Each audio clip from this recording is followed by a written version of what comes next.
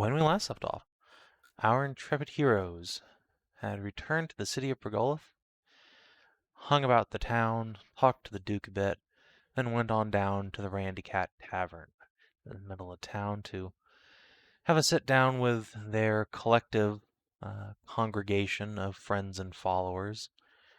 There was quite a few people gathered there. 2 harems worth, the whole Autumn Star family, and several other miscellaneous friends, Cunnigan, Owen, Cass's sister Lindsay, the lady of the hour,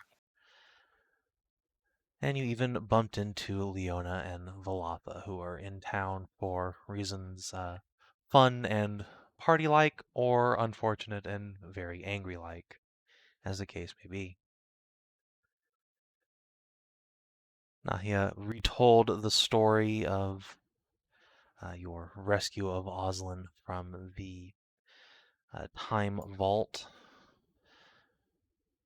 And having heard the story, the extra guest of honor, Lady Clear herself, kindly asked you all one by one to maybe keep that to yourself.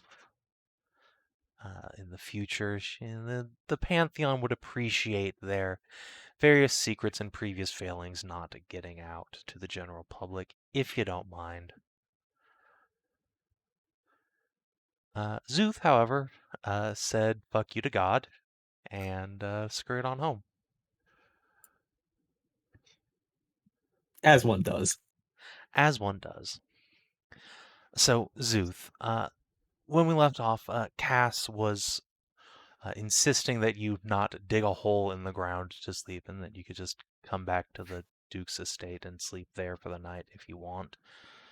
Are you going along with that? But the earth is so warm and comforting. It depends. Is Ursula going back to the state? I think everybody but you was just getting a room with the cat.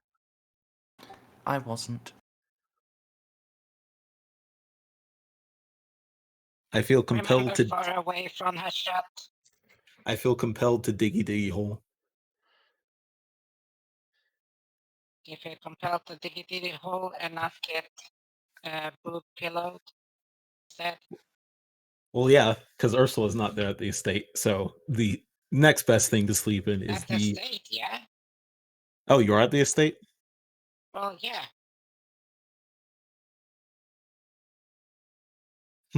It's a nice clean one, and you have to look nice and proper, so you can't really get that at the fucking Randy Cat.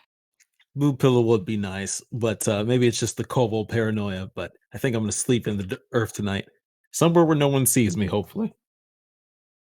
Okay. So the hole we go. All right, so Szooth is going to trundle off to the nearest public park and become a minor groundskeeping nuisance. Tarn and Waifu and Kuni are heading out to a nice hotel to avoid any unfortunate exposure for Kuni. Ursula, you said you were going back to the Duke's Keep with Cass? Hedrah just got up. Okay, fair enough. Is this in the morning? This is where you're sleeping that night. So Hashat, where are you in the harem crashing? Oh god. Where is enough?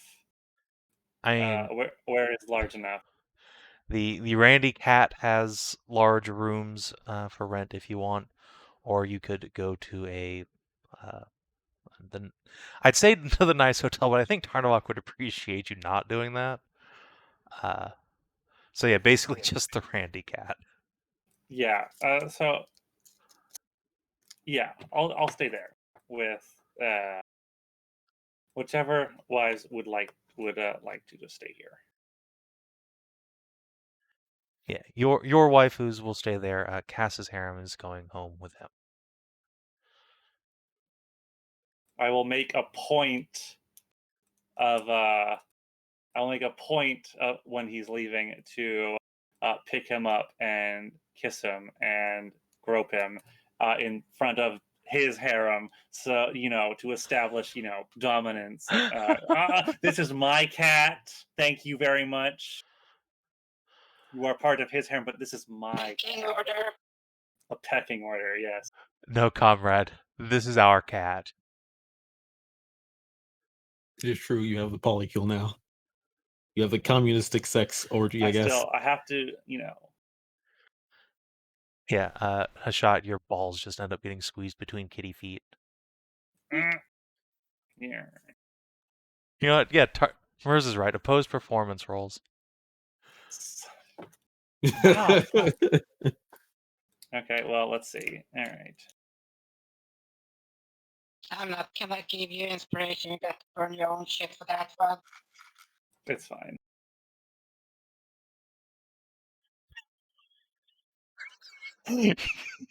I don't think a crit's gonna lose out to Casso.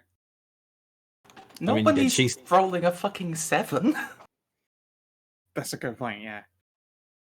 I mean, no one did amazingly, but Cass very slightly won. Yeah, Cass is... Wait, is your crown gonna help her to amused? No, Valerian fucking helping with this. This is funny as fuck.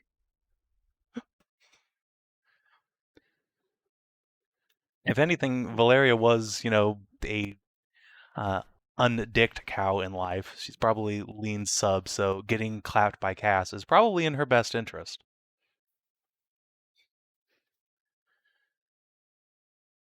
That makes sense, I suppose. So yes, indeed. Cass gets you to tent your kilt in front of his harem. They all have a giggle and will give you a smooch and go home. Your own harem, of course, will tend to your needs as I they think are wont to everyone's do. had enough drink and dragon grass that I think it's just going to be sleep time. You think that. Your harem dear. disagrees. Oh no. Okay. Well, all right. If I have to. I It seems know you it's an do. imposition. Uh-huh. And Nahia, where are you and Anaya sleeping tonight? In the kitchen, getting food from the microwave. You're really bad at this, Savin. Just this whole thing of timing. God When you damn. ask someone seconds after they step away.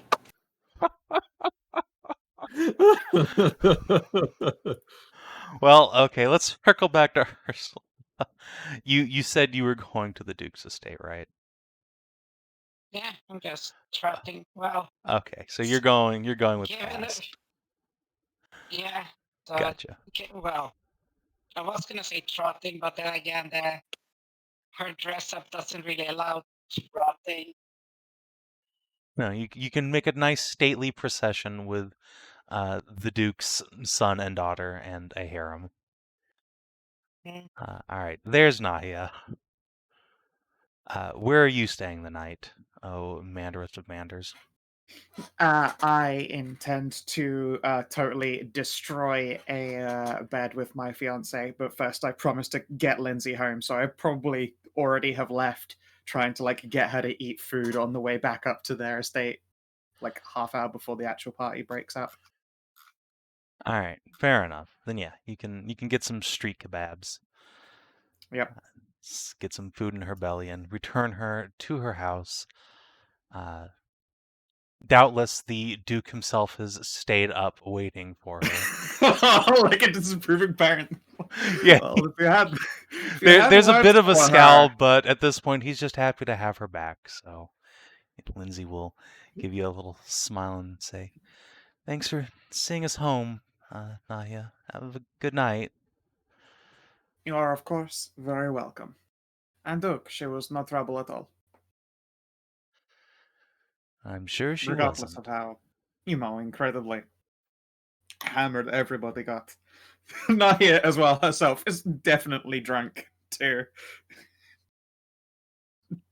Unamused Duke noises. But a little daughter calling him daddy and giving him a hug. We'll mollify that for now. Nice. If need be as well, I can throw some fucking charm on it. Do you get advantage on charm when you're shit faced, like in other situations? Probably not, since you're trying to make a good impression. Okay, then I'll take disadvantage. Damn it. You trip. I don't know what You happens. trip What do over I- your words, turn around to leave, and just like face plant into the door frame. Stagger That's back. yeah. All right. Cast Without turning around to look at them, I'm just gonna like put a finger slowly up in the air. I'm fine. That only bruised my pride. Cass just leans over and gives you a little touch of lesser resto. Thank you. Got to keep another couple of those in the bag for when I get back to Nahia. Because pretty sure she's quite shmammered. Well, Take see you care. tomorrow. Lovely seeing you all. Indeed. And yeah, I'll head back to the Randy Cat. All right. And then the fucking sober party comes in. Oh yeah, did I manage to get Murray back with us as well? Probably a good idea. I don't know if she enjoyed kebab or not. I don't think Murray probably left with you at all. She probably just stayed at the cat, since that's where you're coming back to. Yeah, fair. Then yeah, I guess Yes. my Cali meeting would have probably been the return then on my own. Yeah. Yeah. We just meet you on the way fucking back. That's great to say. Ladies and gents. Or well, ladies Nice and gents. shiner. It's not that bright out, is it? No, it's You like know I can see the midnight. dark, right? You know, I'm aware of what the phrase shiner is, but now he's just gonna fucking play that off. I just look away. No, it's Yeah, you forget pretty that dark out. Ursula has a fucking 9 intelligence, so no, I can see in the dark. Yeah. It's fine because if I respond when I'm stood relatively close to her, then she can't see me past my own tits anyway. This is a safety mechanism. There's a lot of interplay here. Yep.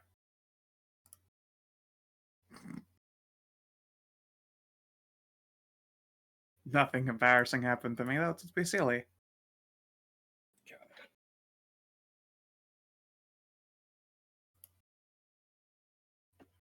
God, ain't that the fucking Very truth? well. Take care. and yourself. Sleep well. Indeed, big day tomorrow. Well, later today.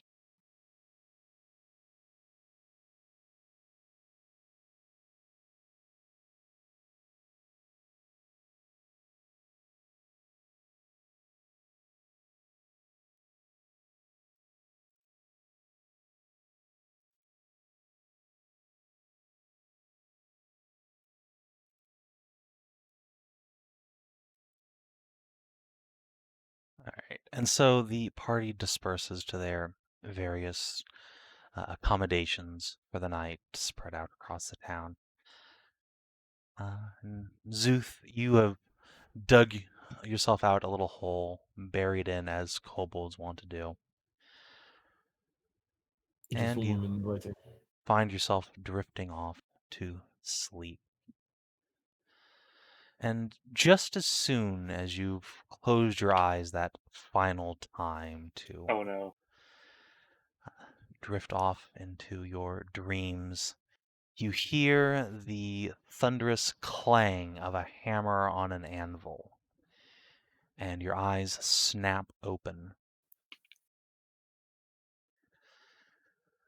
You are sitting in a large chamber. What looks like a forge, but writ titanically large. If you've seen the Hobbit movies, imagine the forges down in the Misty Mountains. It's I massive. respect myself too much for that. All right. Well, it's as if a forge meant for giants, but it is staffed by what seems like dozens upon dozens of tiny dwarves who are laboring at anvils and at forges, producing beautiful works of glistening gemstone craft inset into swords and axes and shields and armors. This warrior's arsenal is slowly being assembled around you in every direction as far as you can see, and you can see pretty far, you well know, even in the dark, illuminated only by the lights of the fires. But there's a singular figure sitting just a few feet away from you, the only idle hand in the shop. A dwarf, like the others, with a long red beard tied up into a single tail. He's got a side-shaved head, short on the top. His eyes are very bushy-browed and dark. He looks at you over a long iron pipe, puffs smoke at you. Well, Do I recognize so you're the little troublemaker, huh? Troublemaker? I don't believe we've met, sir. No, we haven't. Well, my name is Szooth. Szooth. You know, he'll tap out his pipe on his knee and look you over again appraisingly. My mother always said, trouble always comes in the smallest packages. But you seem too smart for that. Oh, I do try to make sure I keep up on my reading. Thank you for the compliment. Your beard is also positively glowing. As you say that, you note that the beard is, in fact, ever so slightly glowing. This red hair flickers and like embers from the forge. Will Oh, give you the it faintest is actually smile. glowing.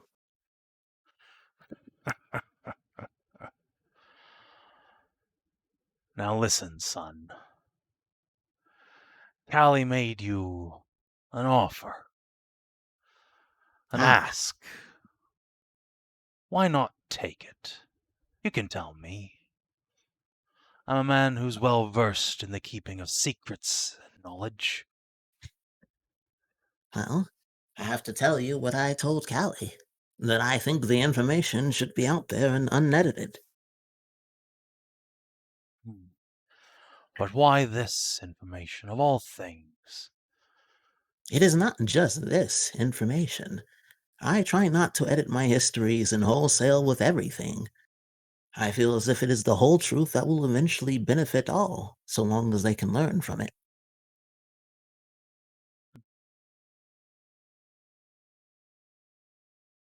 There's a certain admirable quality to that, I will admit. But you understand that if you tell that story, there'll be some consternation from folks. Of course. I do not believe, and have not read, any positive change throughout history that has come without some, I suppose the word for it would be pain. Change and positive growth is often painful, as it was for me when I had to face that my dragons were not perfect gods.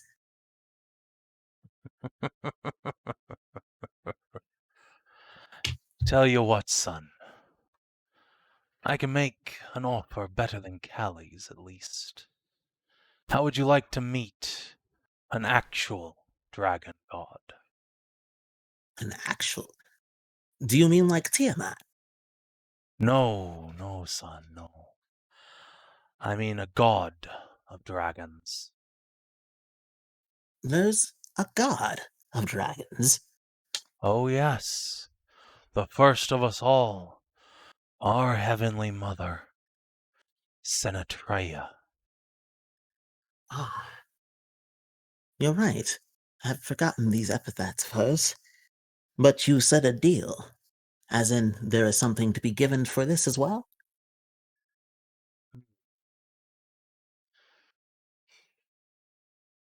I'm not asking you to edit your history, just not to tell one episode of it. So what you're saying is you wish for me to hear the whole truth, or at least someone else's side of it.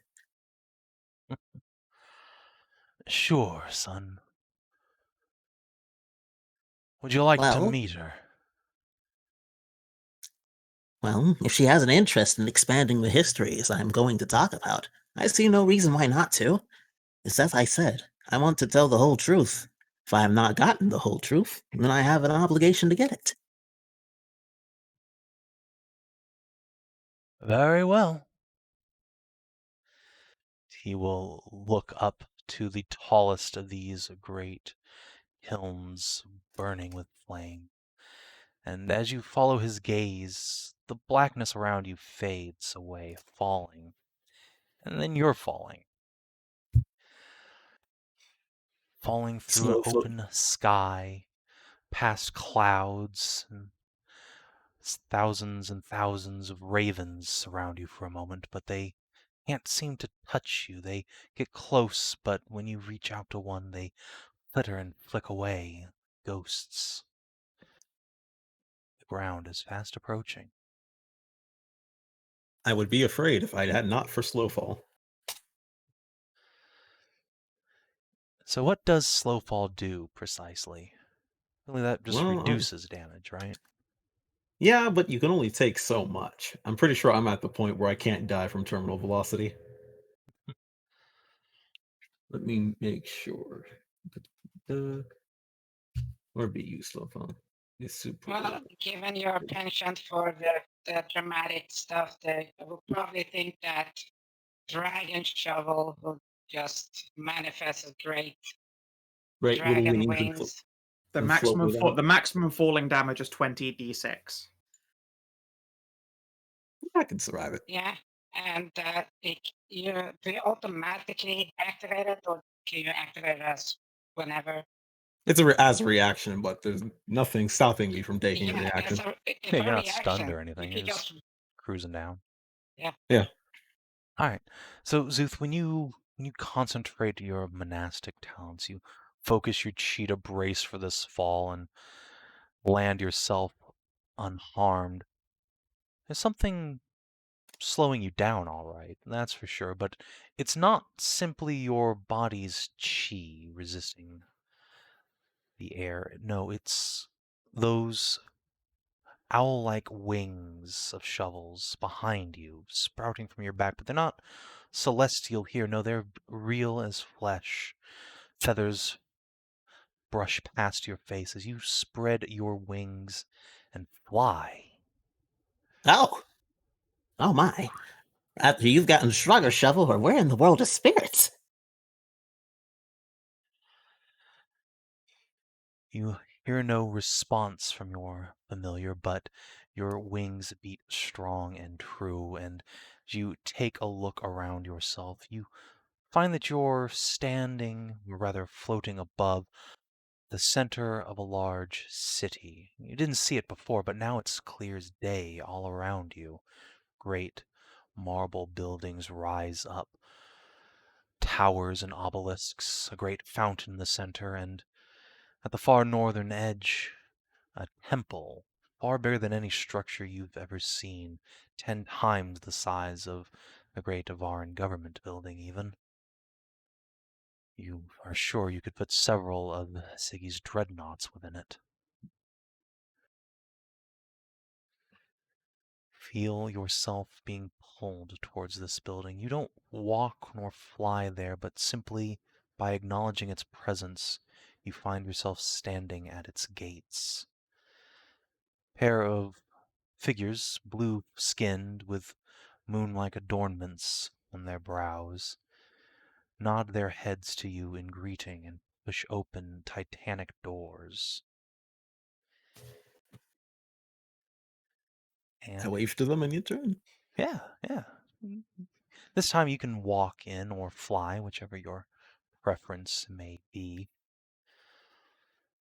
There's but a single room inside, it seems, one of immense scale. And inside that room is a figure whose size would truly command a temple of such grandeur.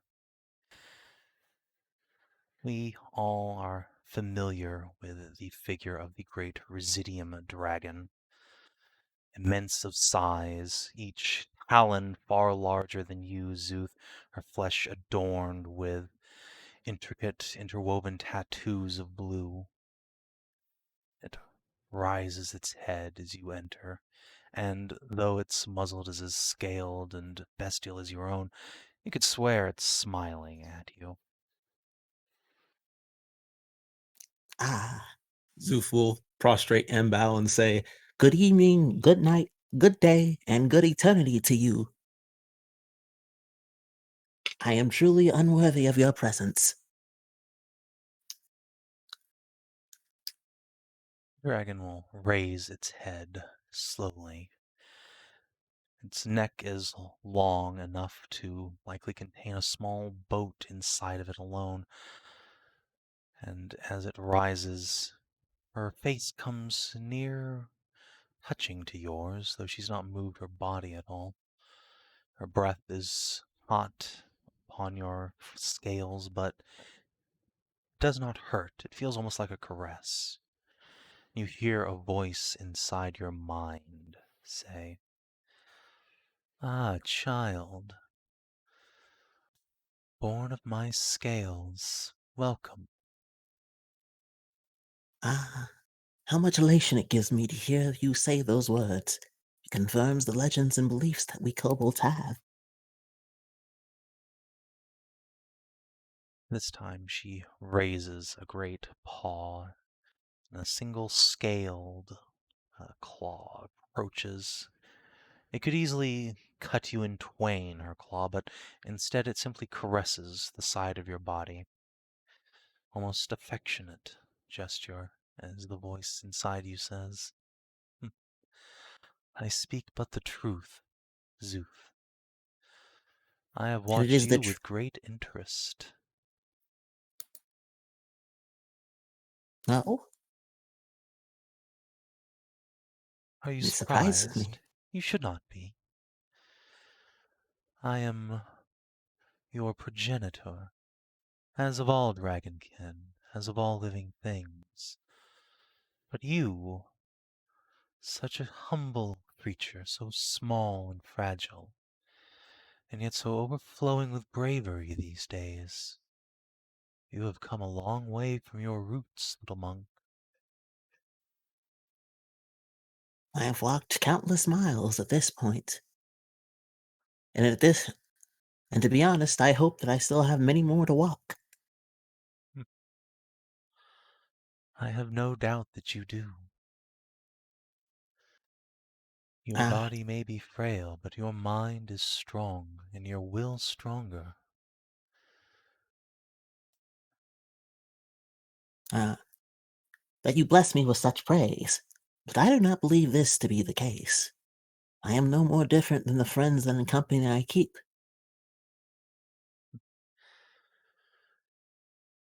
Oh, I do not mean to put you on a pedestal, child, at least compared to your friends. Each of them is unique in his or her own way. You have They all are all proved you are destined for great things. they are all great heroes. Although don't let them hear you say that. They still prefer to pretend they have the title of mercenaries, even though they never do anything, well, without a good cause. I've never seen them motivated by money. Even Losstaker.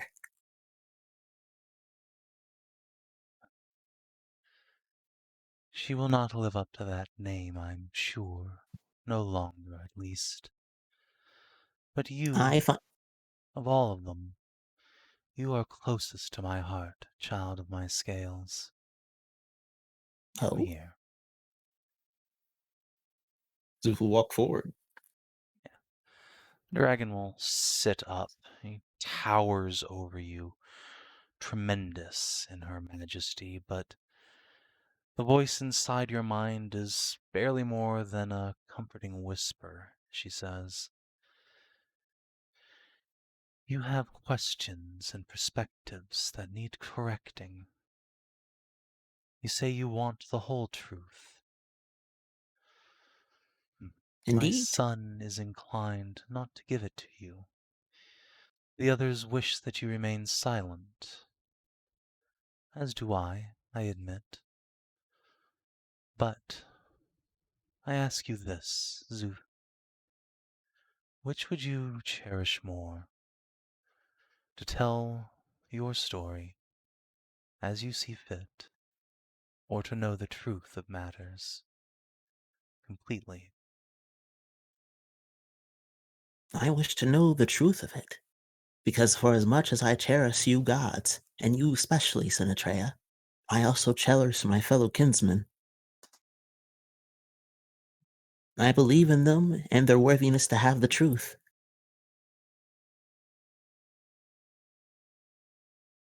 But if you could pick one, if you must pick one, the truth to yourself, or to spread your truth, limited as it is, to whoever you want. Personal truths are always such a limited thing. Eventually they die out and leave nothing but embers and ghosts behind.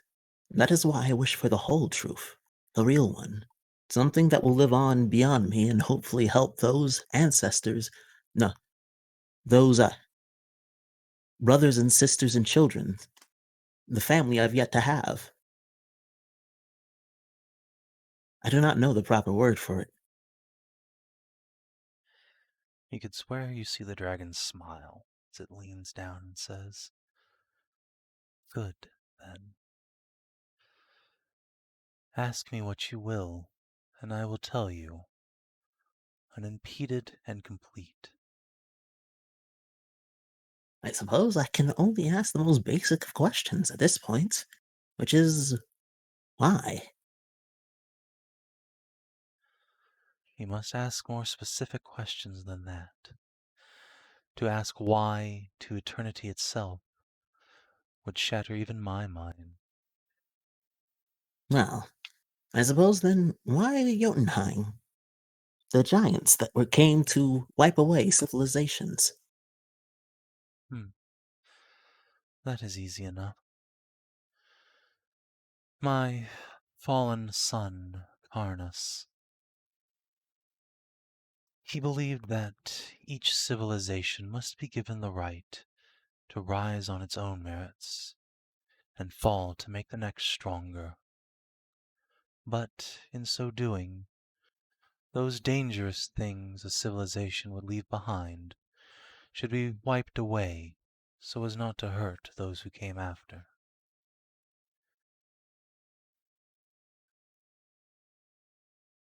Szooth is making a face as if he has opinions on that, but instead of speaking up, he still is trying to figure out the next question he should ask. I suppose it's a tangent, as it would be rather telling. Why is it that the gods are so fearful of these truths being cut out? Surely they do not believe that people will simply turn their back on the gods. No, of course not. We are real, manifest on this earth. Should we choose, we walk amongst you. You have seen Kalira herself.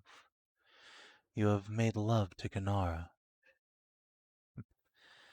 We grant powers to our worshippers. To turn your backs on us would be foolish, but there is no risk to us in that. No, we fear, little Szooth, that should people come to realize that there was once an intent for civilizations to come and go, that people will believe that we mean for this civilization to end. That is no longer true. What we do not want is to instill panic and fear where there is none.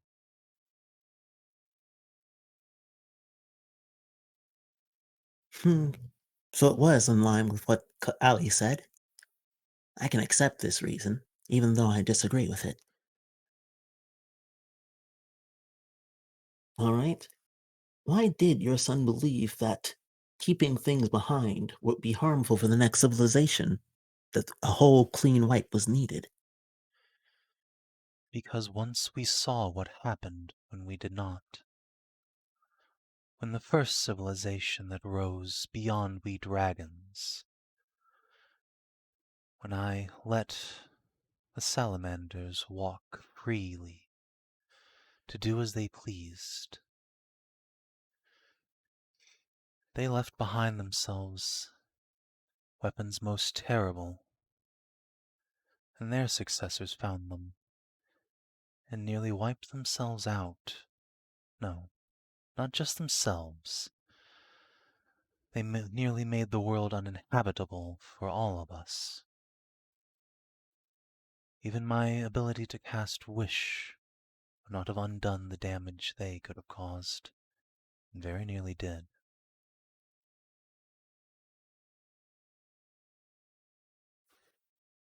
Once again, Szooth feels like he wants to insert his own commentary, but he's trying to hold back because it is time to be asking questions. And these weapons, were they the Residium bombs? Or something even greater? She nods. Weapons of Residium, yes. They harnessed the world's very lifeblood, weaponized it, meant to use it to dominate. Once they had eradicated themselves, the humans would have taken it up. Ah. So then, I must ask, what is your plan now that you do not plan to wipe out civilizations anymore? The Residium bombs. Our plan is to keep you safe. But the Residium bombs will surely come back. Even with a stranglehold on information, curiosity of the mortal lives will always find a way. If they are not taught, and have nowhere to learn the proper lessons of the dangers of this thing, then surely they'll simply repeat the same mistakes. They will not be allowed. Once we kept a distance from the mortal world. No longer. Several times now my children have walked amongst you, even acted as adventurers. Kinara, Galira, Morrigan now. Not all of 50 years ago, someone did try and make a Residium bomb. Just a small thing. We let it go. We thought that they would realize their mistake after a demonstration, but they did not. And so the information was taken from them. For your own safety. I say again, I love you, Sinatrea, but I love you as equal as I do my fellow mortals. So it is why I say this even as a humble kobold. I think it is folly to believe that even you gods can keep this information from their hands forever. Perhaps. Perhaps, but we can but try. If we allow it to disseminate, then all it'll take is one madman, one wretched sorceress on a mountain top, fearful for her life, to blow away a whole continent again. You should ask your hobgoblin friend why his race fears witches so much. There's reason for that. There is often reason behind every superstition, even if it is forgotten.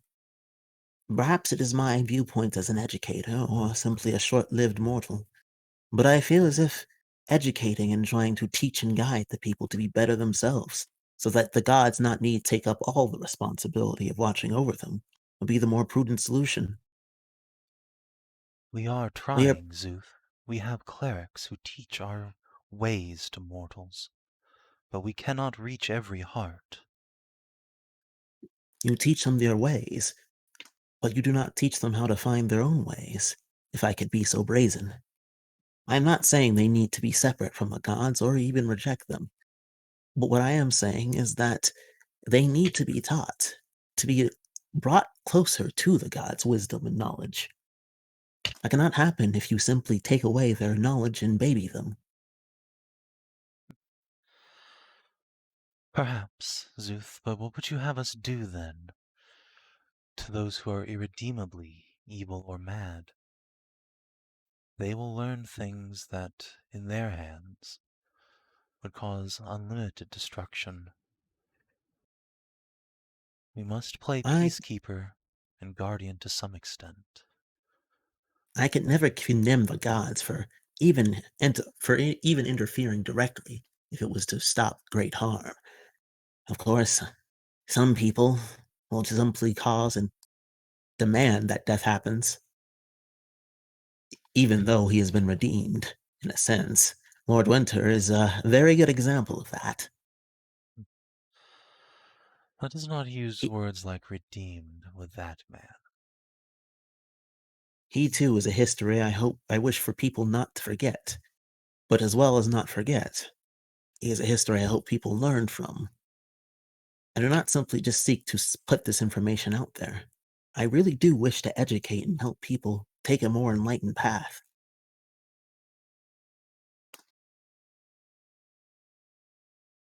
I understand your position, little Szooth. Of course you wish to see your people, all people, rise up. That is the nature buried in your heart, as my nature, or once was. That changed somewhat when I died the first time. You'll find that does something to your heart.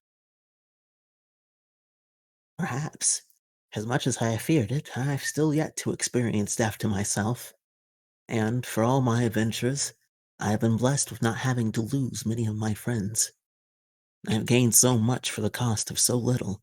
It is why I would feel it selfish for me to simply shy away from this history and not post it, and not stay true to my beliefs as an educator. To gain so much and sacrifice so little, that is not the Kobold way.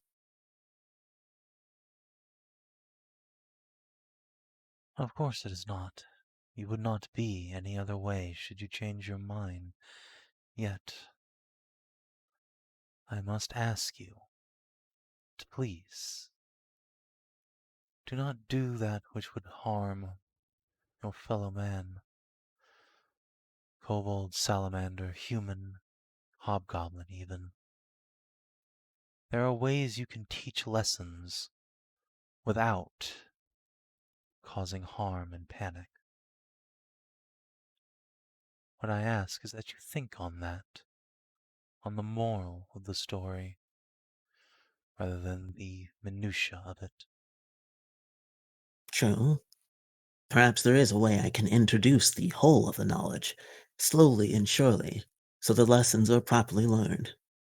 But just the same, even if it does cause pain and terrible panic, does it not fall along the lines of the same morality you are using? That sometimes harm must be done for a greater good?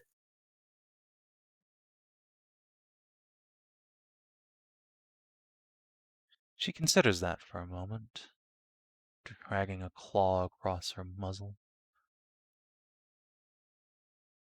You make a point, though I do not see the greater good endemic in what you wish to spread. What you wish So to say long, is information for its own sake. If you meant to spread a cure to a plague or a reverse to some terrible curse, I feel there would be more validity to what you say. But the information you wish to spread will do no one any good at all.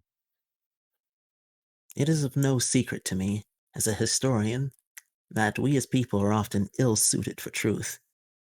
But the only way we change that is by exposing ourselves to it and working through that pain. The information may be painful at first, but it will be important. Important for those who come after, for those who can learn the lessons.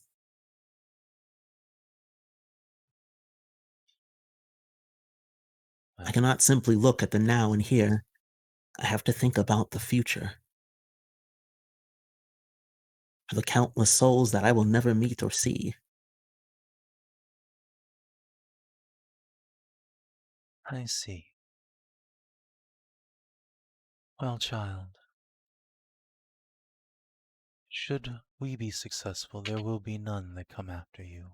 You will be the here and now forever. I do not mean simply new civilizations, although I have no doubt that even if we are preserved, our civilization shall change dramatically from what it is now, as change is the only true constant. I speak simply of any who comes after me, and any who comes after that, and after that even as well. Hmm. I do not see myself as simply one isolated kobold, completely apart from history and the world itself. I am everything that my forefathers and foremothers did before me, everything that the world and history shaped. And what I hope to leave behind shall hopefully positively shape the future as well, more than the damage it does to the now.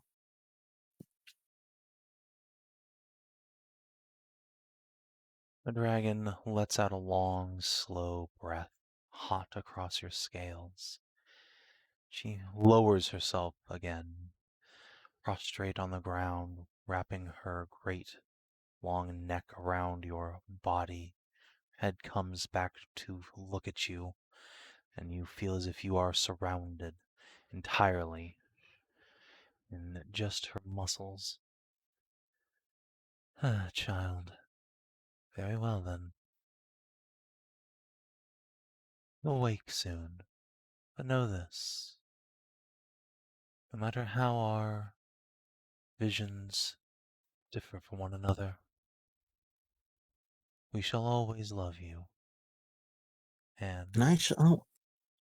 as you open your mouth to speak, a pair of claws, titanic, sharp as spears, reach out, may pinch the very tip of your little muzzle shut.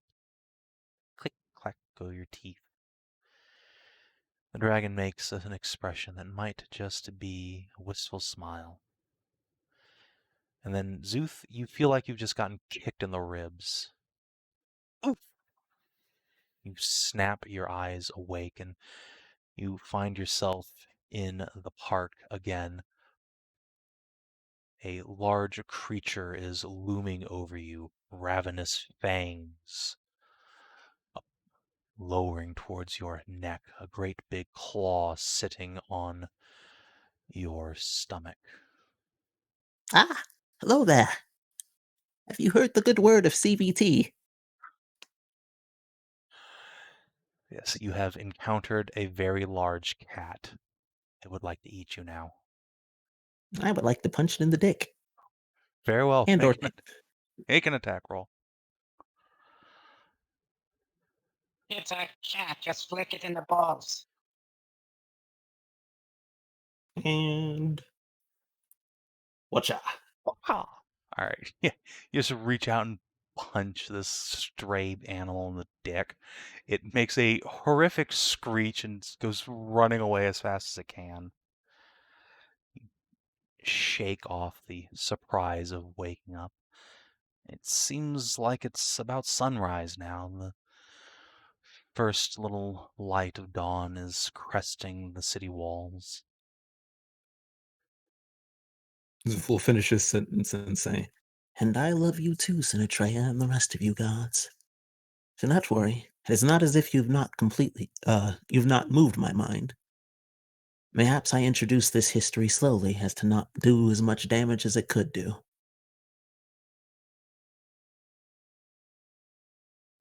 Gonna ease history into it by a couple of ages first, are you? Inch by inch. change the tone a little bit, but still. I mean, like, I want to officially fucking title Szooth as not only the scholar, the smooth, but also now the god tongue. At this point, the little bold has just stopped keeping track of the titles. Mm. He'll dust himself off and go, Well, I better go find me some breakfast.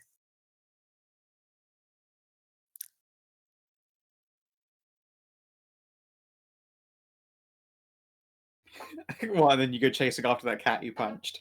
I wanted to make the joke, but I was just like, nah. Gotta go chase after my lunch. No. No. No, I'll go find a lizard or some mice. You're rich. You can just go to fucking diner.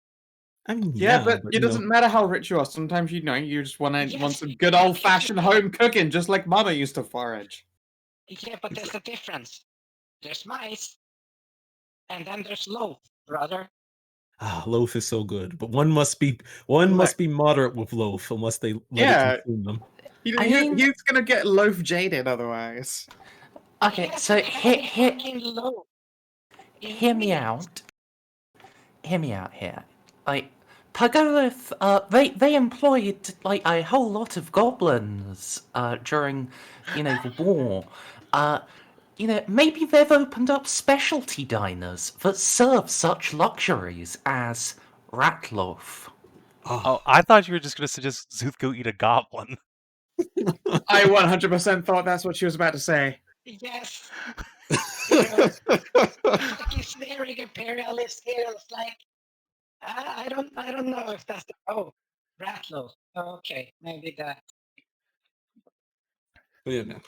Szooth will go forage up some food. Got to be careful with the loaf, otherwise you become too fat for loaf. Got to remember You a haven't whole. had a loaf in literal in-game months. I mean, that you've seen. Oh, that's true. When Szooth gets a loaf, he does not savor the loaf. He simply devours it whole. But yeah, that's Szooth's morning, I guess.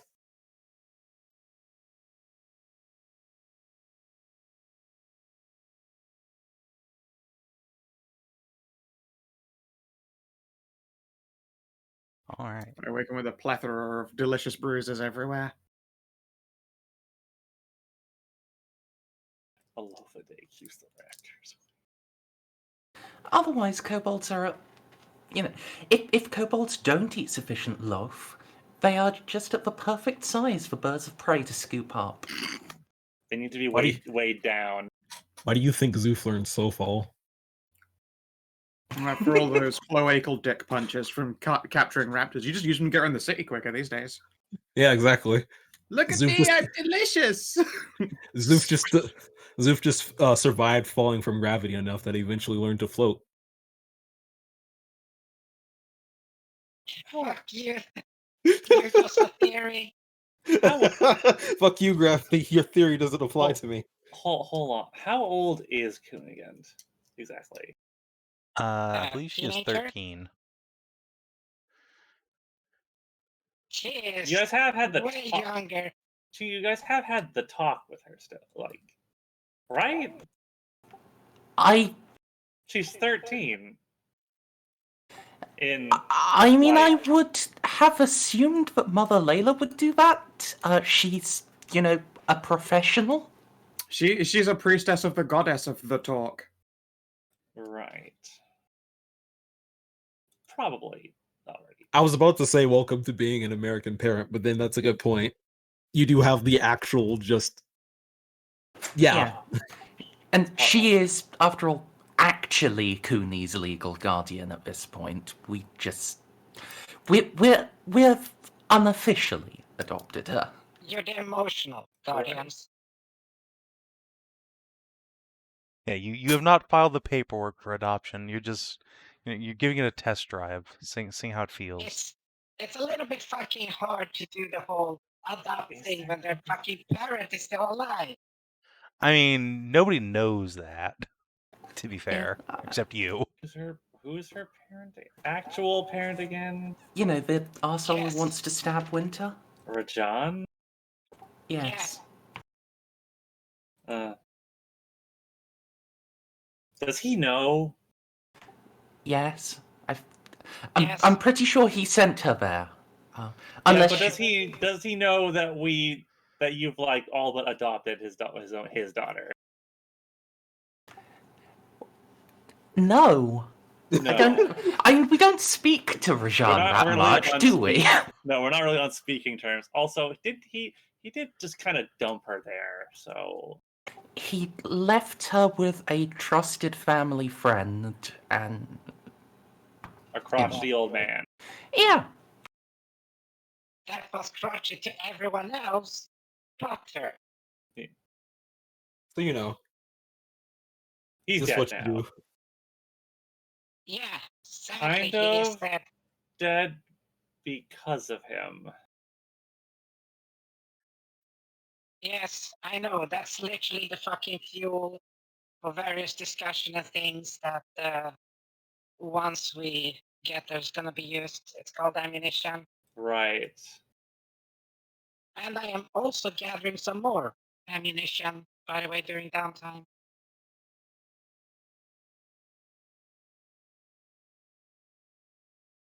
You know what? Something just occurs to me. Well, Why have we not gotten any kind of like official actual like commissioned art of Kunigan? That feels like an oversight. because she's a 13-year-old and we're all fucking sex perverts. But we got commissions for like the NPCs in Shivs. Get some actual art of them.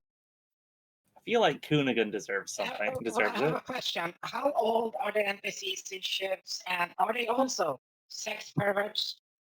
Hey, don't be mean. Tammy got her Uh, own art, and she's just a precious bean. Yeah. Only one of the NPCs in that game is a ridiculous sex pervert, Green Eye. Nervous green eye noises. But yeah, like that bus like was little Tammy is fucking like 15, 16. You don't actually know for sure, and she's got perfectly tasteful art. We should totally get some Yeah. Kunigan art. and she is hankering for something. I mean, no, she's got a crush on her character. And, like, obviously, I'm not gonna roleplay anything coming of that. Like, that would be really weird because she's Understandable. really young. But also, Indeed, you'd have to be insane to think that a 15-year-old doesn't just get like unbelievably randomly thirsty for people. Oh no, don't get me wrong. I got laid when I was fucking 14, so I totally understand that. For those who have not seen the Precious Bean in Savinville, enjoy. Little Precious Tammy, she wants to be a hero. Aw. She is the sweetest bean, it's true. Very good girl. Or Stray has dubbed her Smug Danger Gremlin.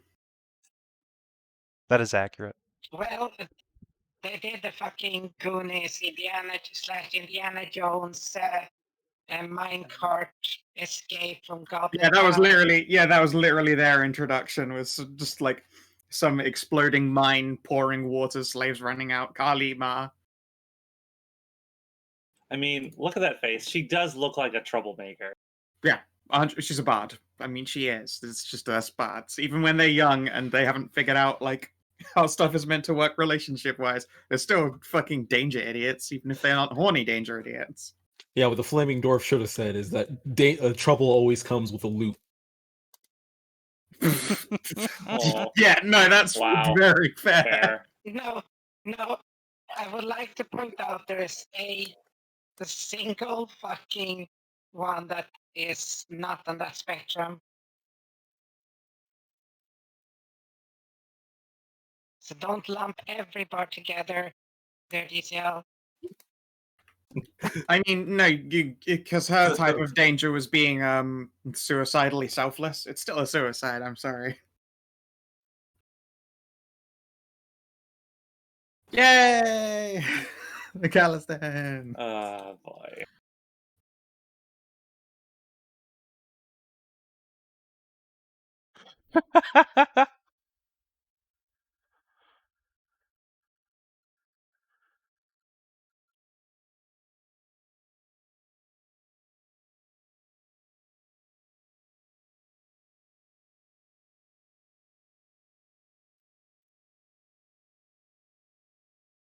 Oh god, there's a whole lot. There's so many of them. Oh no. God, you could just have a party of Calistons. That would be dangerous. It's not the best balance. I suppose it's reasonably balanced. Actually, it's 2 fighters and 2 bards. Wait, no, Bard It's a and fighter, rogue. rogue, and 2 bard. No, wait, no, it's a bard, a monk, a fighter, and a rogue. It's perfect. All right, yeah, Lindsay's a monk. Valor Bard. They just need a Specific. minder. A life cleric minder. And they're fine. Well, no, that's why this group is gonna go save the day, and they've got obviously their first adventure has to be to rescue the life cleric who will become Team Mom.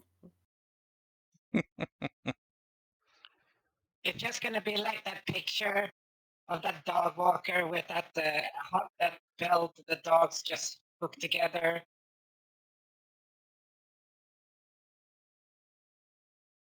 You know, like leech to the belt there. Just trying to keep everyone in check.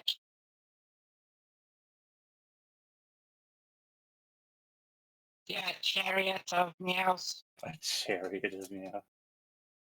The Meowriet. All right. So yeah, But yes, new day dawn.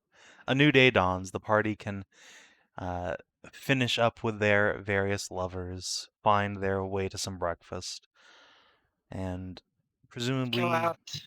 yeah, you all have things to do before the big old party tonight. Yeah, like getting an actual dress. I'm going to have to get an extra special fancy bow tie for this. Mine all got fitted the previous day, so it just needs picking up, I assume. Yeah, they've been working all night for you, but they'll have it. Excellent. Then before that, I instead recommend that Nahia join me for just an extended bath time. Get a little private bath. Yeah.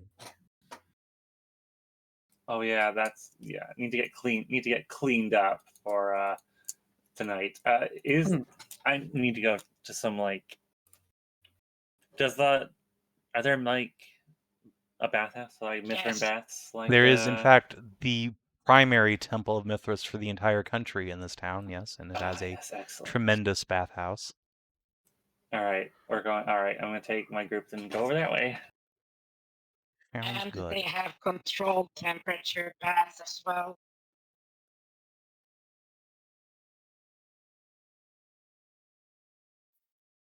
Not only just, oh, we have to put some heating rods in. No, you got it as hot as you want.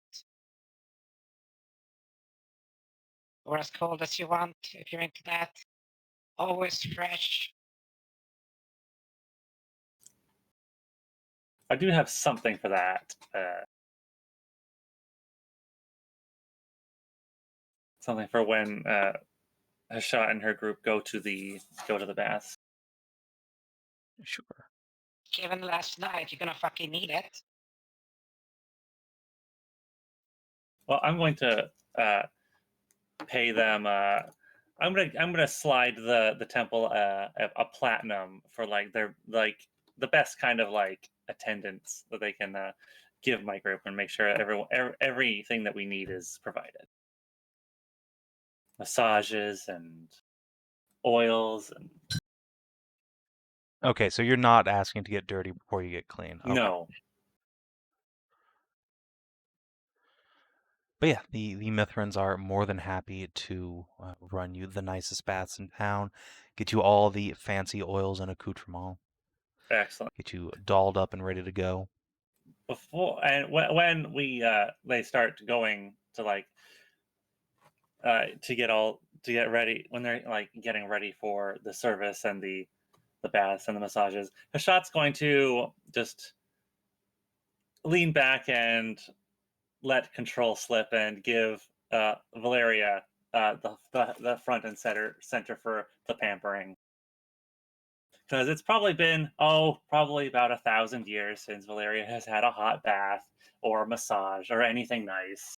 So she's going to get to feel all of it this time. She's not going to get the the after, just like the dulled down version. She's gonna get the pampering today. You are the nicest cow.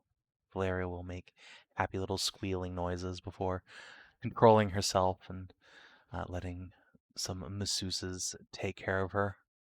And you were pretty relaxed before this. You know, you had some nice time with your waifus, but for some reason, as soon as Valeria takes control, the massage boy finds a great many very tense and achy muscles all over.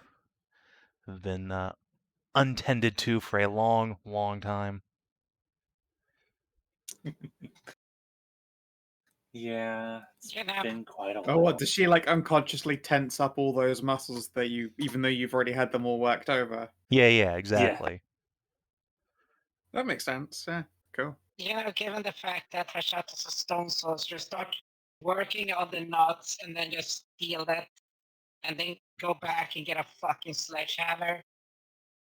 I don't have like super hard. I don't have like I can let the hardened like body thing like go slip. Can you? I can actually. No, there's one part of you always capable of being hardened, often accidentally. I can let the stone's durability class like feature like slide and turn it off. I actually can. It's just all on almost all the time. Because it would be crazy not to be. Yeah, exactly. Mm. Well, while that is going on, Ursula is gonna take a second tour down to the Coven Stone Potion Emporium. All right. Because she needs to ask about a specific potion. Sure. You can head on down. There's probably already like a small smattering of people in the Emporium, but it's a large store full of all sorts of strange alchemical compounds, the names and purposes of which are strange and mysterious to you, but you know what you came here for and can find someone to talk about it quite quickly. I would ask if you have anything that can take away this, and just shows it just shows her hands and arms and all the fucking scarring. Ah, yes, of course. It's been a while since the last war. There's aren't terribly many in stock these days, but we have a couple lying around. Please, right this way, madam. Yeah. Okay.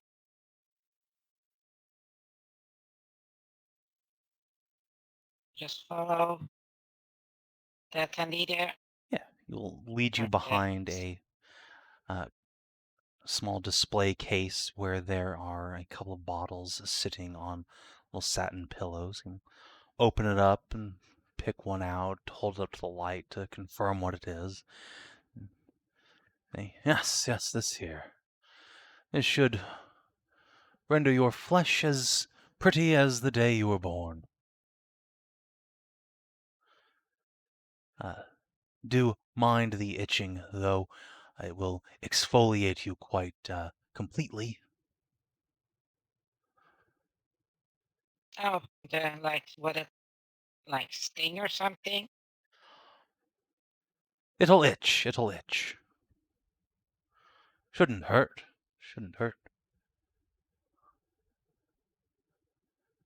And you have there is one more that grows out fingers, like for I heard you had for war veterans. Indeed. That one's a bit on the pricier side, madam.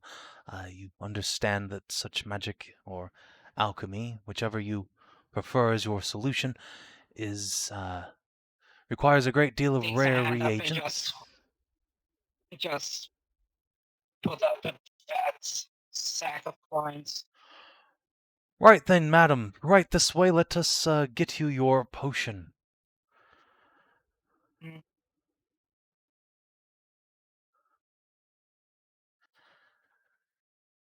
So he will I lead have you. adventurer money. Do not worry. Don't worry about the bill. I'm an adventurer. All right. So yeah, you can indeed get both of those potions. The unuglification one is, I believe, 500 silver, and the regrowth one is 5,000. Sure. So 500 silver, so that's 3, and then 5,000 GP. No, 5,000 silver, 500 gold. So 4 there, then 6 done. He doesn't seem particularly surprised by this sort of money. It is Pergolith after all, but he will nevertheless count out the coins and nod along. Yes, yes, everything seems in order. Would you like these in a traveling box, madam? Let well to keep them safe. Yes, one is for me, the other's one for a friend.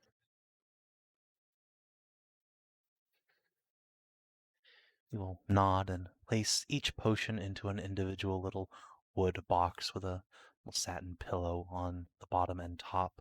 He'll close them up for you, bring you up. He will offer you a receipt if you so choose, with a guarantee of perfect performance or your money back.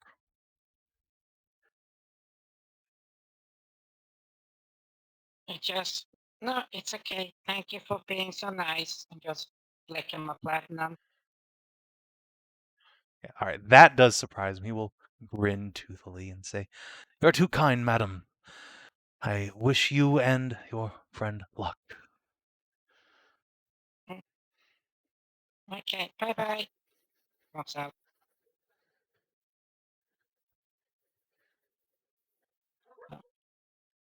Ursula's mentality is like, if she will have the potion, the unuglification potion, and if oh,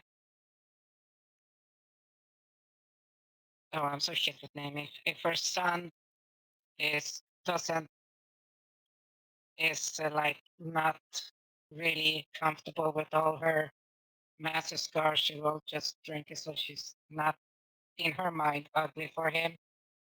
No.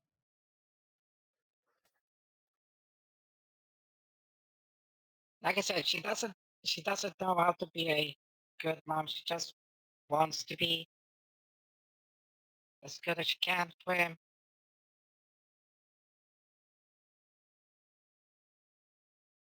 And given the fact that she compares to everyone else who has been a mom, there is like flawless skin and perfect, like soft and everything. Just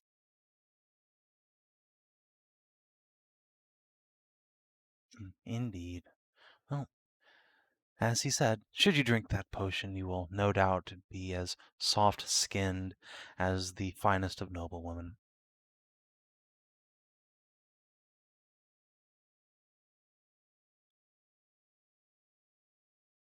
time to get a nice dress and look presentable.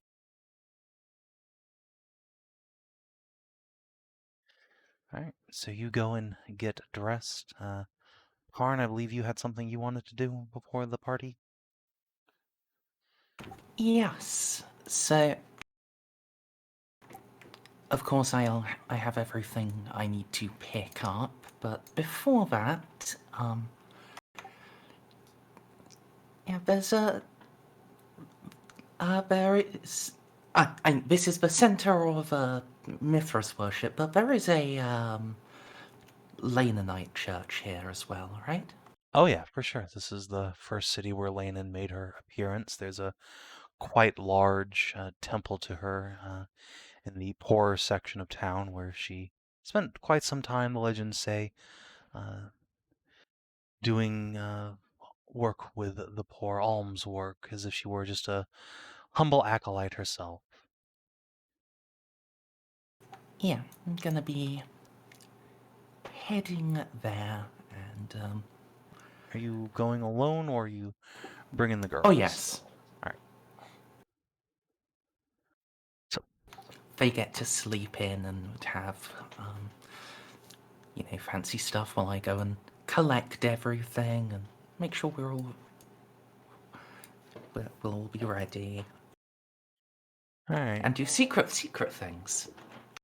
Siggy will kind of paw at you when you slip out of bed, but she's too sleepy and worn out after last night to protest too much. Heck, I assume that she is just actually hungover because neither of you guys have a paladin on hand. Yeah, I mean, probably. A little bit of that, a little bit of that. Although Olwen was around to hand out her last lesser restos if anyone needed it. That's true.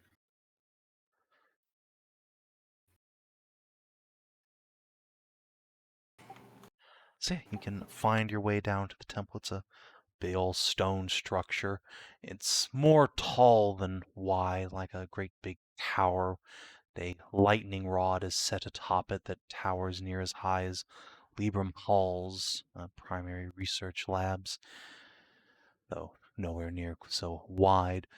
There are a number of worshippers already gathering outside for morning services, but you don't suspect that'll be for another half hour or so.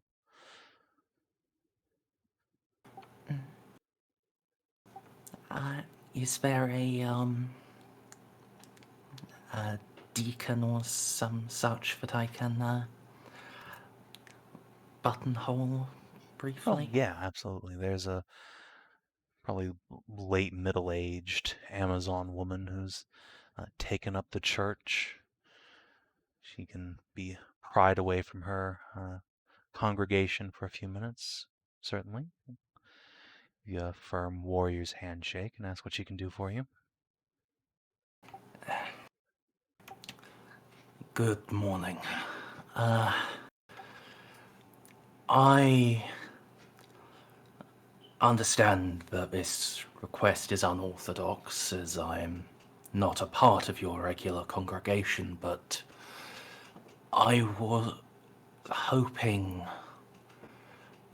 I could arrange a wedding here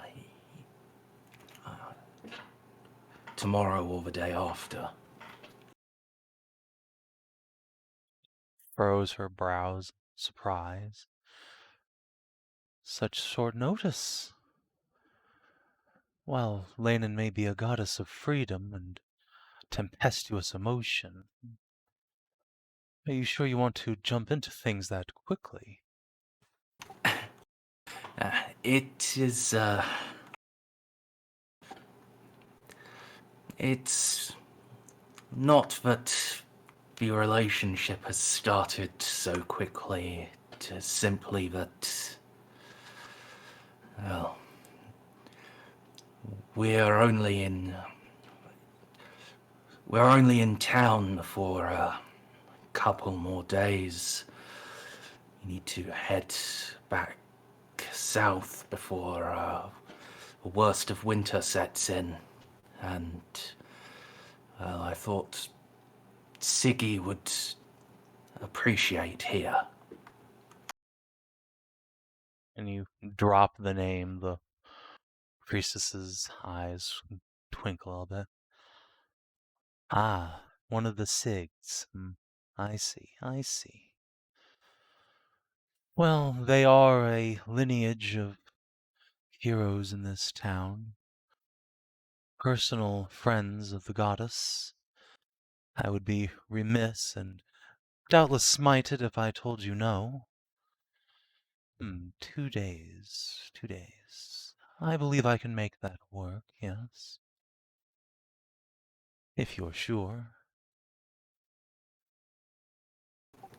I am.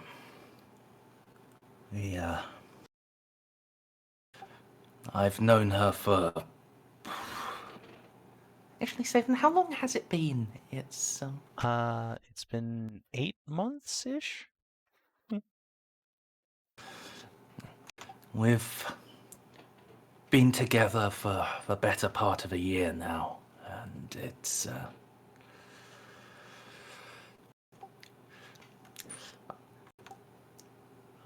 I think that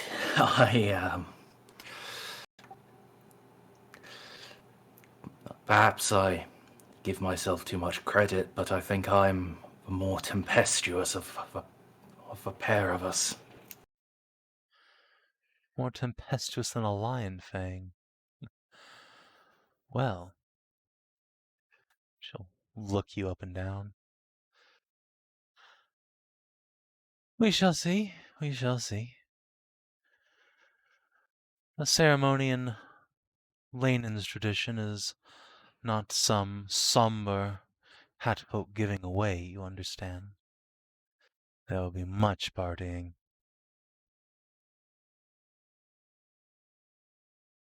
I'd hoped as much. He'll smile at that. Very well. So, she will take a tablet from a scribe and an inkwell as well. Your name, sir, and the bride's full name. There are more than a few Sig Lion Fangs, you understand.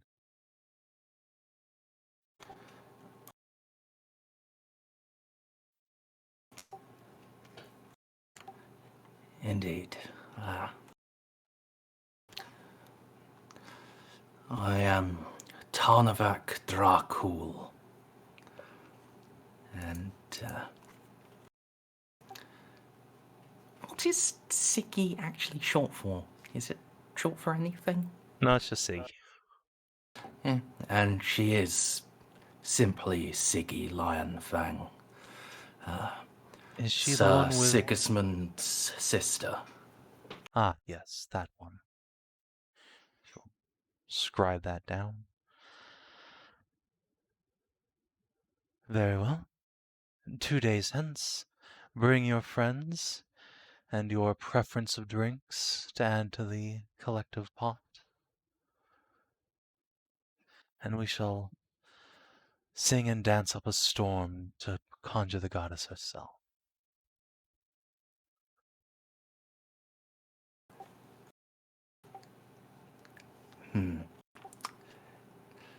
Can I just check if that is figurative or if that's actually the plan? Well, normally figurative, but the Lion Fangs have made at least one heir by the goddess's loins, so it's not out of the question she might actually pay a visit.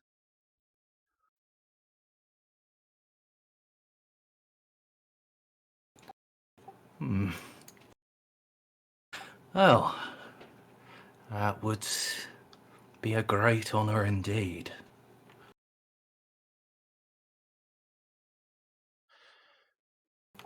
Thank you. Is there some tithe for the use of the church? Once again, normally, yes, I would ask to cover costs, but given your bride's lineage, I think we can say it a service to Lanen. Thank you, but I will just hand over a purse. I think it would be best to keep with a norm in this, at least. You do good work. An adventurer's generosity. I expected no less. She will hand it off to one of her acolytes. Yeah, it's 50 gold. Hefty.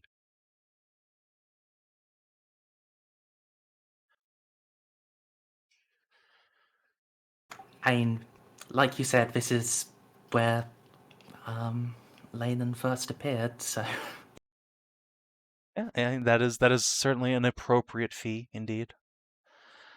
Yeah, She appeared through the like a bolt of lightning through the fucking roof.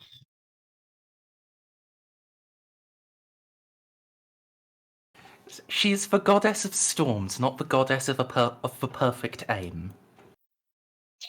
No, that was actually Fran's fault because he mass teleport wished people, and Lanen's avatar of war was teleported to Pergolith, and she fell and slammed through the fucking roof of a house. We were at Shadowpike.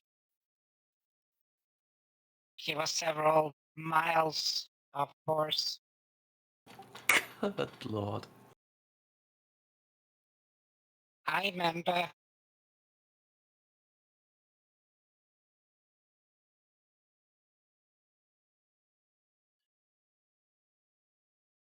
So, if that's you, does anyone else have something they'd like to take care of before we close the day? I have a Tasha, that's what. Hello, Tasha. Was Hashat going to be visiting Shale before or after the party? Before if possible. That'd be the time. You are, after all, at the Mithrin Temple. I thought that was at the Cleara, or is it? No, or is that's it in the Mithrin. same? Okay. Then after the baths and the massages and all the services are done, Shot will excuse herself as she has some personal business to see to at the temple. Sure. Give me just a sec to refill my drink and we will hit that.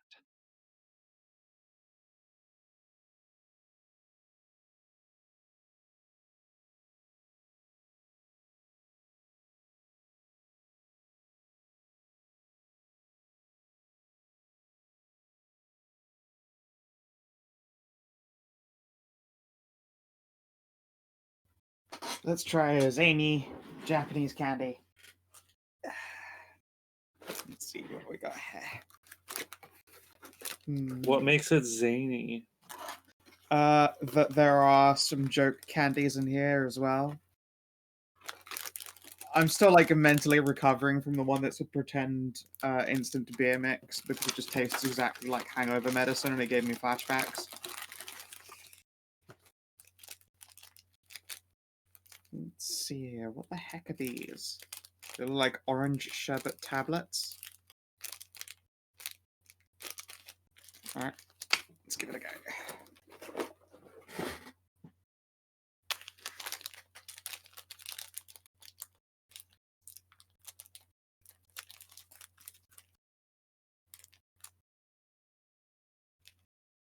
Oh wow, that is a potent smell.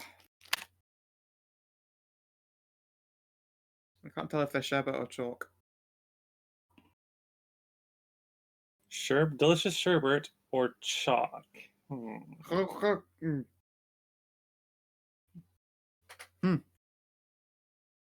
those dissolve quickly. I was expecting sour. They mostly taste like fucking Flintstones chewables. Okay, I am back. I'm back. Welcome back. All right.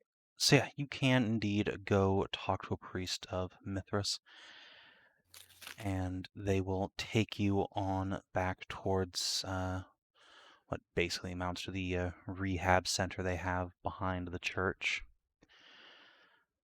where you can have Shale brought out to you. The priest will, in fact, say as you're going back there, though, that This particular poor soul was actually had been called to the ducal palace tonight, and they were getting her fitted for a nice dress just now. Shale? Mhm. That's surprising. I guess it's because of her association with myself. Is she alright to do something like that? I think so, in at least smaller numbers of people. Perhaps best to keep her to a side room, but the Duke's son himself personally asked that she be brought up for the ball tonight. Cassidy. Yes, that's right. Okay. How is she doing? Marked improvement. She's regained much of her ability to speak and has opened up somewhat to other people, made a few friends, in fact, amongst the other residents here. That's good. It's good to hear. That it is. You'll be happy to know she's asked after you quite often. Really? Yes, indeed. Her bovine savior, or as she calls you, big comfy cow. Big comfy cow. uh, that's a new one. That's pretty Yes, it's funny. quite adorable. I think she sees you as something of a safety blanket against the Oh, unpleasantness she's experienced.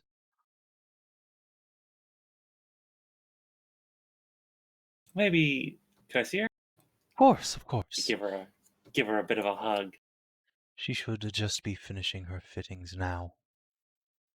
We'll knock on a door, and when a little servant will trundle out and with a measuring tape over his shoulders and a little tablet full of measurements written out.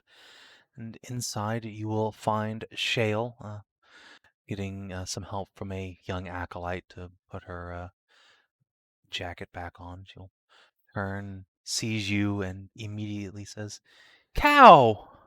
Runs up and throws her arms around you, gives you a great big hug. Big Oh, comfy cow! You came back. that's right. I came back. Of course, I came back. I have to come and check up on you, see how you're doing. The elder priest will just smile and take a few steps back to give you two some privacy. Shale will give you a very tight hug as much as she can and step back and say, "You seem much bigger, even more comfy." I guess. I guess I did get bigger since the last time. Hopefully it'll be the last time I get. Big and strong. She will reach up and put both hands around one of your bulging biceps. I'll pick her up just to show. Big and strong, but comfy. Comfy and nice. She giggles and kicks her feet, and this time she can get her arms around your neck, give you another big hug. Thank you for coming to visit me. The priest says you're very important, but she searches for words for a moment and finally the light's on. I'm not, but you like me anyway. Oh, I think you're very important.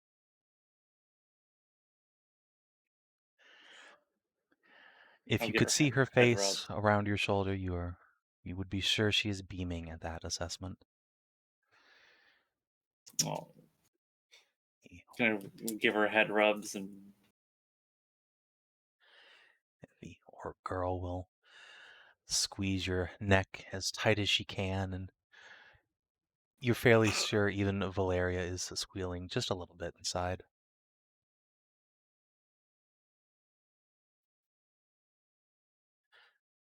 Finally, when Shale pries herself off, she will ask, "Are you going to big party tonight?" Yeah, I'm going to be there. I hear you're going to. She nods. Lots of people at once is scary, but priestesses say I should try. Can't get over fear if don't confront. They are right. But I know a lot of really nice people who will be there, and if you need someone, I'll be there, and they'll be there as well.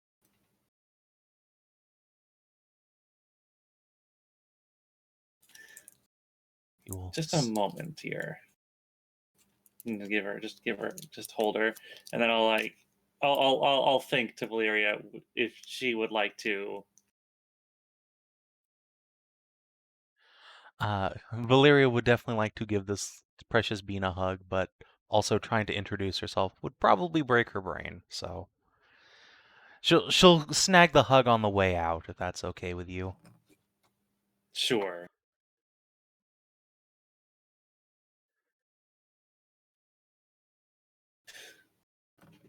So are you? Do you still have Do you still have that necklace I gave you? She nods vigorously and presents it. Seems a bit more well worn than before, as if rarely ever taken off. Good.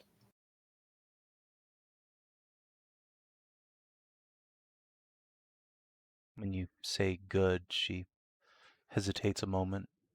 Do you want back? No, it's for you. I gave it to you to keep. I'm glad. Makes me feel safe.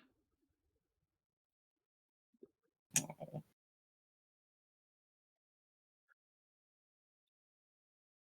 She'll hold the little necklace in both hands and as if to hug it too.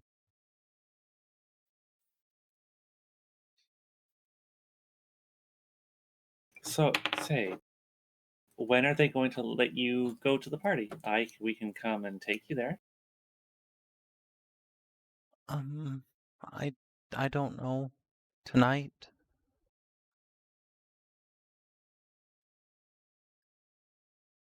I'll look over to the attendant, the doctor. Um, if, to minimize distress, we'd ask to bring her a bit early, around 4 o'clock. Get her used to the new surroundings. 4. What time is it now? After all your accoutrements, it's probably like 11 o'clock-ish. Okay. I do have some other business, but would it be all right if I were to come over here and escort her to the party myself? Oh, of course. We will send an acolyte with you in case. Someone trained to handle her stressors. Sure. If that is acceptable, then yes, of course. All right. A familiar face will likely do her much good.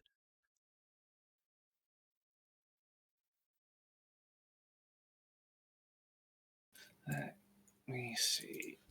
I don't really have much in the way of personal effects to give, except for, let me see.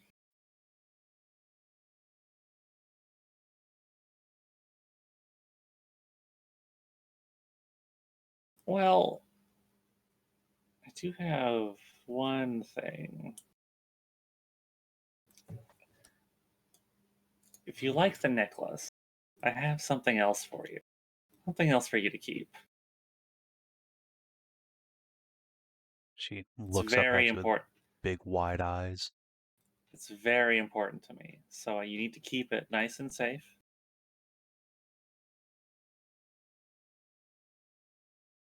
I'm going to give her an ancient Igniferan brass insignia and polished back into a mirror sheen.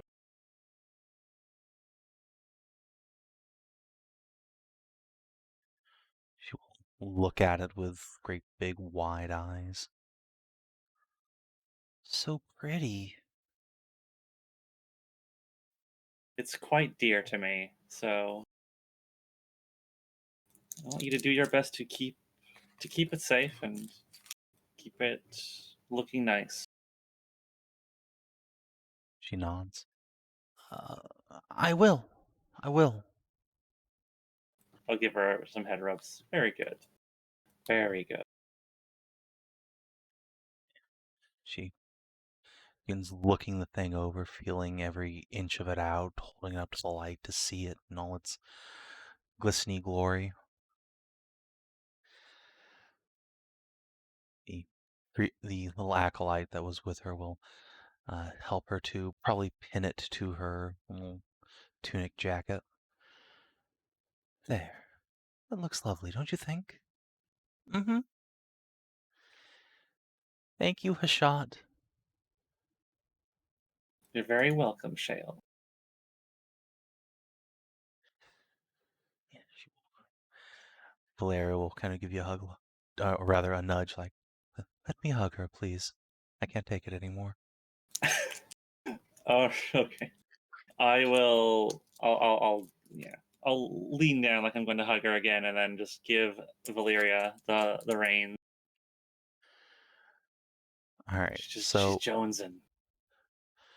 Valeria will reach down and give her a hug, but when she does, Shale freezes up all of a sudden in your arms. Acolyte quickly grabs her hand. What's wrong? Valeria says, oh shit, she knows I'm here. Oh. And quickly surrenders control again. Shot when you take the reins back, so to speak. Shale is stiff as a board in your arms, but it quickly relaxes once you regain control. That felt strange. Did it? Nods. I see. Like a spirit. A spirit. She nods You vigorously. you know what do you know about spirits?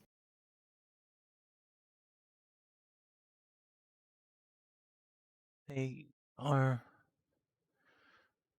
She struggles for words again, and this time the acolyte will come over and pat her hand. There, it's okay. It's okay. Take your time.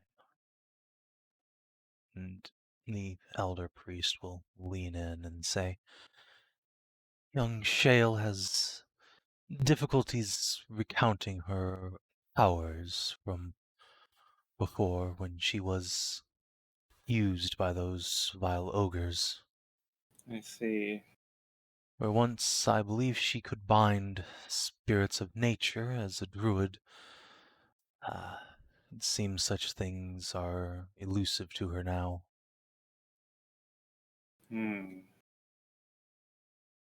Perhaps when she's fully recovered, they'll come back in time. I should hope so. There's a rather disconcerting elemental that's been sitting in our closet ever since she arrived. Oh dear, I forgot about that. Yeah, Shale is an elementalist, and she has a salt golem that's just sitting in the closet. It burns with a fiery hatred towards you every time you approach. But Oh, it luckily the doesn't door like is me. closed, so you cannot see it. Oh dear. Get the Kalatai. I had truly forgotten about that. It's been quite a while. I wonder if...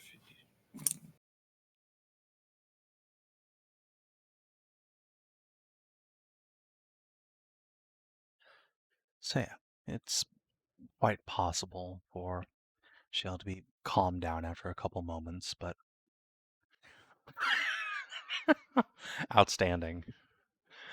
Yeah, it's easy for Shale to get calmed down once you're back in control, and she's allowed to forget the question about her powers. Priest will suggest gently that you should let her rest a bit before the party. Okay. Yeah. I'll give her one last squeeze and then set her down. And I have to go again, but I'll be back later today. I'll come here and bring you to the party myself. Okay, I'll see you later. I'll give her a hand to squeeze. Yeah. I'll see you later, Shale. Goodbye, Comfy. Hmm. Comfy cow.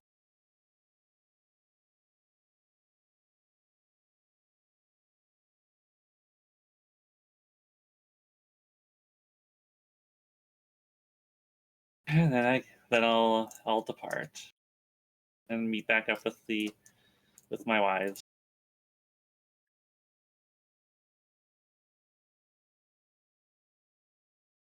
Later, Valeria, when she's better, we can explain your presence, I suppose. Sorry about that. I didn't know she'd react like that. It was unexpected. No reason to feel bad. I've never. Well, no one's ever noticed me before. If it hadn't caused her so much distress, I'd almost say it felt good.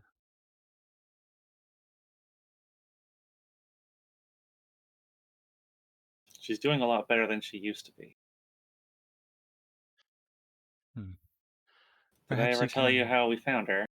No. Although, from that mention of the priest's had, it didn't sound very pleasant. No. It was after that time with the map. We encountered some ogres. She was a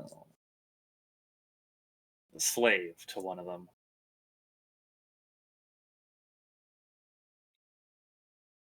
Well, It that was poor not thing. pleasant. She had, in the fight, she had accidentally, well, I suppose not quite accidentally, but at their behest, attacked one of our friends, and were it not for some determined intervention on my part, would have been Shale would have been mauled to death, I think. But we got her out, and I took her here to. I once, with at Cass's suggestion, took her here to the temple so that she could be put to rights. Well, that was very kind of you, Hashat. I hate to say, but in my day, most Minotaur warriors in your position would have just tossed her into the harem. Hashat's going to look back at the temple with a kind of worried expression. Uh-huh.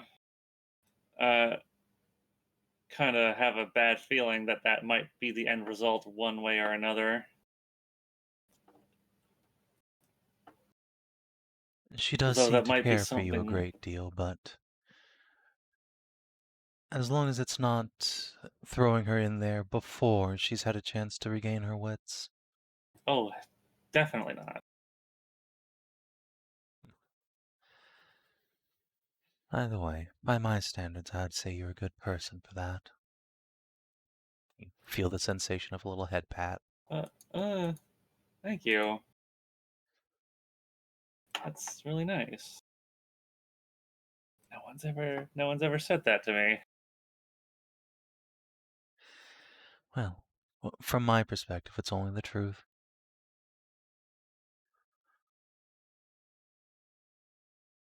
Mm.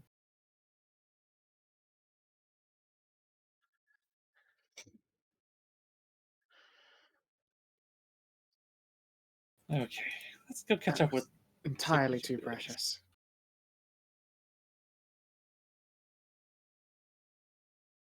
Since Tarnavak's on the angle of getting a wedding done, I'm going to take Tassie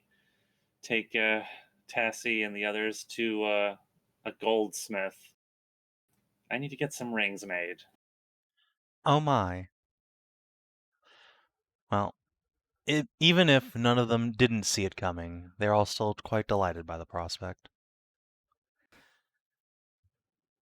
That There's- has I to need- be a wild event when someone comes in to get a ring for a wedding. It's like, oh, how precious, and then you turn around and go, I'm gonna need 1, 2, 3. Oh, and my other fiance, his ring size is a 3. Leave him leave the ring maker steepling fingers like, uh-huh.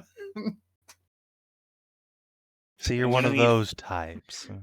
I need 5 rings for them, and I need one that matches theirs, but for myself. Yeah, the goldsmith will look the lot of you over. He's just amused, really. Like, all right. It's not unheard of, but it's still uncommon to see it in person. Yeah, he'll do as you ask. He'll take each girl's precise measurements to get them a perfectly sized ring. Let's see, there's 5 of them, and so that's 10 rings. That's a lot of rings. Well, I need one. I need a matching one for myself for each of them. So. Oh, I you're have- not just getting like all identical rings. You're getting a pair per. Oh, wow. Yeah, all right. That's right. Yeah. Each of them will have their own. Is going to have their own like different like colored gemstone, and it'll have a matching one that Hashat will have on one of her hands. That's So cute. God, how do you even?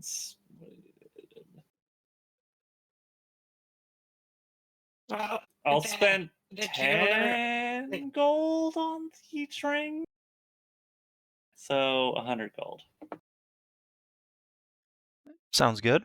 The jeweler is just seeing the fucking money icons in his head as you keep talking and describing, be like, "Oh, this is gonna be a profitable endeavor." Yeah, you're making his week all right. Guess I'll hand him. I'll slide like a small, like a gold bar, a small pressed bar of gold onto the counter for it. I guess instead of having just like a stack of coins, it's easier to deal with. Yeah, that'll do. I mean, shit, he probably puts that right into the smelter. I mean, yeah, it's part of what gold is useful for is making pretty things.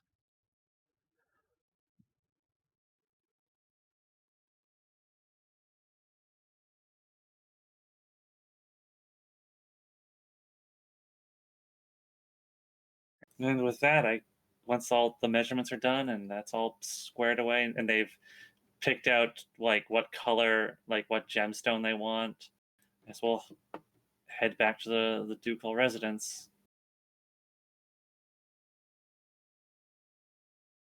Sounds good.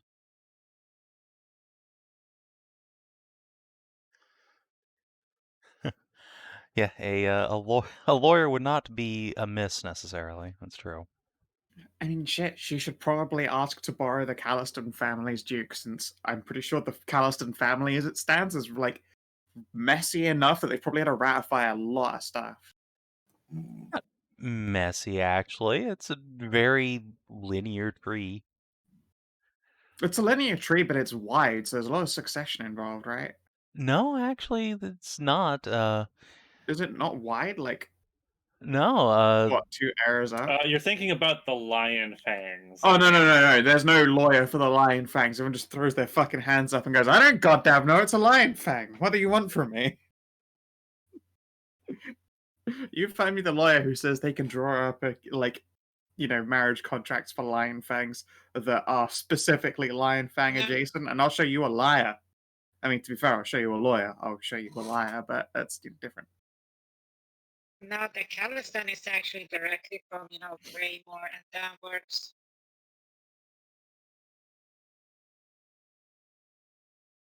Remember, we made sure that she was gonna marry the guy from Greymore. Yep. Princess Lynn married Fergus, and they had 1 or 2 kids who had 1 or 2 kids who had 1 or 2 kids. The Duke has a brother who produced Franz and Victoria, and that's it. Fair enough. Their family is too wealthy and powerful to be doing what Cassidy's doing, because he's a bastard and it doesn't matter what he does. Well, he's not a bastard, sorry. He's adopted. Yeah. But didn't the Duke, earlier in this visit, say Cassidy was his heir? No, Lindsay is his heir. Lindsay's his heir. He is giving Cassidy part of his one of his estates, the Castle Greymore. He's given his boy a lordship. But no. I'm pretty sure you said it, but I will attribute that to either a misspeaking or a misremembering. Yeah, I think you titled him instead of landed him. Whoops. Well, regardless, yes. Lindsay is meant to be the heir still, because she is the actual blood descendant of Lady Lynn of yesteryear.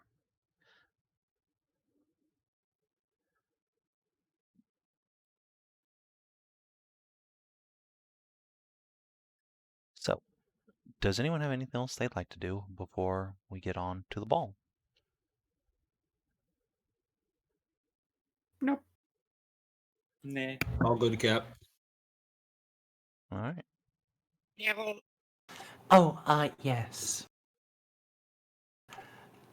I need to actually give Cooney her little clasp. Yay, presents. So you can find Cooney and Siggy back at the nice hotel where you left them. They've probably just finished brunch at this point, since they got a late start to the day.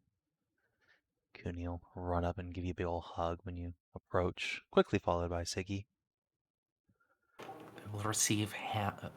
Cooney will receive hair ruffling, Siggy will receive and smooch.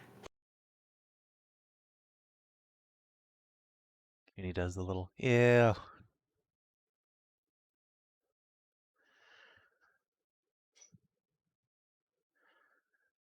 Well, I've got everything. A nice suit with kilt for you. A very pretty number for you. And, well, I would feel like I was even... I would feel like I was letting the side down if I hadn't gotten a nice little uniform for myself. Are you wearing that now, or you have everything bagged up? Bagged up. All right. Well, Siggy will grin and say, "Well, I can't wait to see you in that. All proper military man-like." And I've got a little more. He will perk up, detecting incoming presence, as children often do.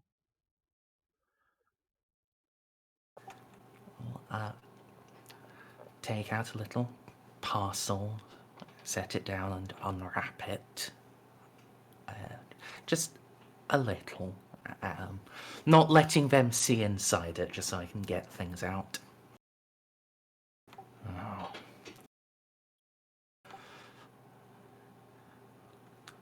Oh.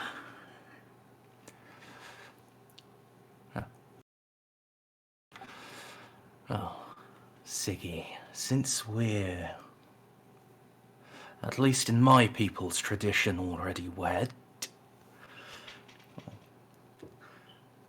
present her clasp.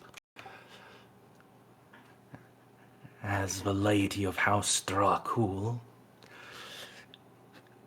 you should wear our new crest. Oh, we have a crest all of a sudden. Oh, it's very nice. We'll hold it up. Eyes sparkling. Very nice. Love the dragon.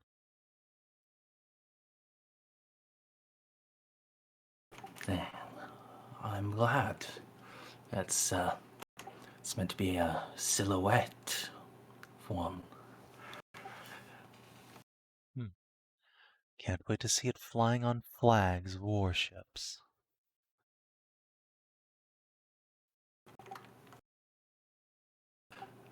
Very soon. Very soon. Cooney. Can't leave you out. And while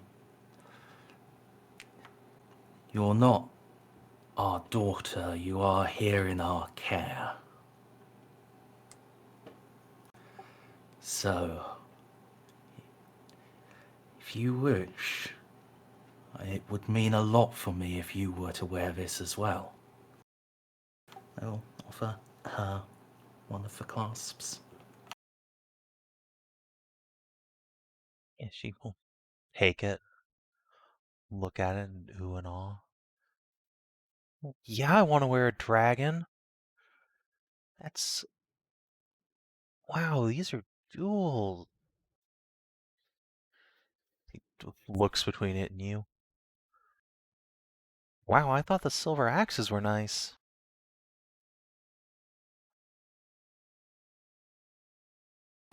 Oh. Well, I couldn't let Hashat win now, could I? You don't have to bribe me. I like you guys already. I mean, you could stand some bribery, I guess. Attach the pin to herself. Arr, I am now the fearsome Dragon Knight.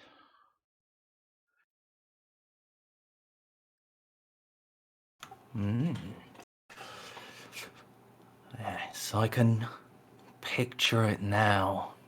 You have finished growing. Great armor made of red scales. Axes at your side and a lance fit to pierce the skies. Ooh, it could be a dragon lance! Thrusts a hand up into the air as if to pierce the sky itself. Sorry, that's a little bit copyrighted there, Cooney. Boo, I say.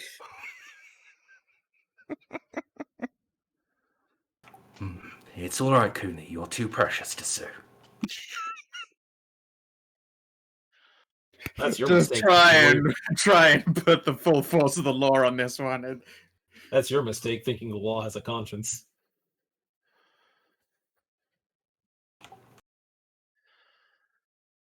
Yeah, she will take this pin to herself and look it over. So does that mean I'm like part of House Dhra'kull now too?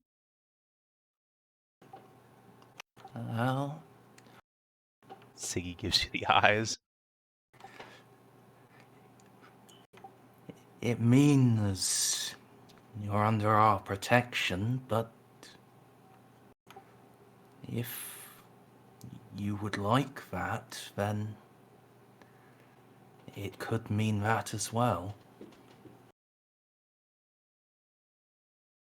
Her eyes go wide, looks between you and Siggy. What? Wait, really? I will look to Siggy to answer that. Siggy's gonna lean down and put her hands on Cooney's shoulders and say, I know you've been an orphan for as long as you can remember, Cooney, but, well, Tarn and I, especially after what we saw with that story Nahia told,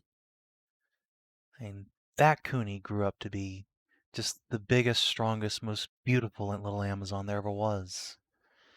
And I know I want to help you grow up into that girl. And so does Tarnavak. We want to give you a home. If you want one with us.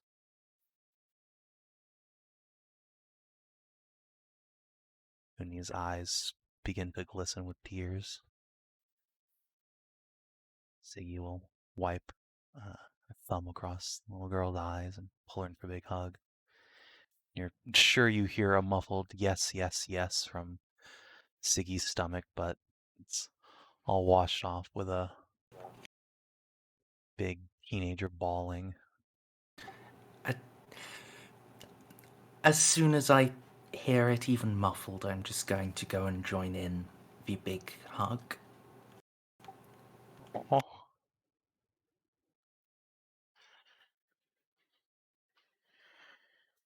Precious small Amazon finally has family.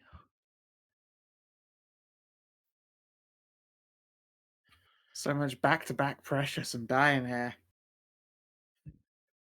Yep, gonna need to lay off the carbs tomorrow because I'm pretty sure my blood sugar's a little high now.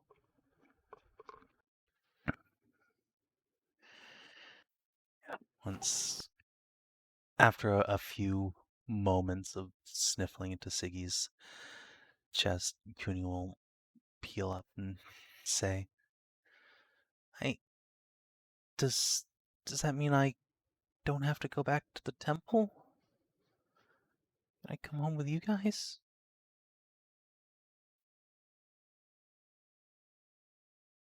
Well, we'll need to go back there to tell Mother Layla and get everything formalized. But if you want, then yes, afterwards you can come back to Ivara with us. Yeah, I want. I love you guys. You're all the best things that ever happened to me. After everything. Village burned down, Grandpa died, but all of you've... She struggles for words and finally just goes over and gives you another hug, Tarnavak. You're the best.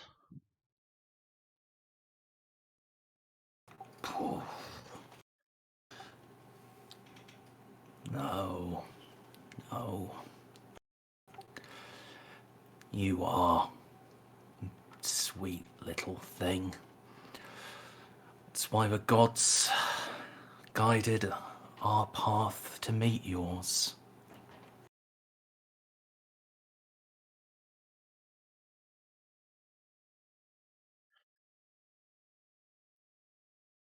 Somewhere off in the distance, hundreds, thousands of miles away, Rajan just twitches slightly, as if struck.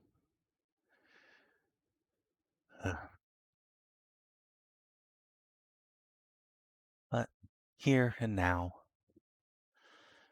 Cooney smiles and excitedly begins describing all the things she wants to do when she actually gets a home. The big bed she wants to buy, the huge collections of stuffed animals, and all the awesome weapons and armor that a Dragon Knight princess deserves.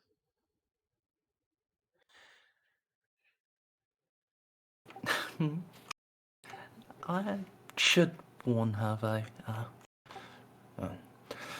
Right now, our house is in a... It's going to need some cleaning up, you know.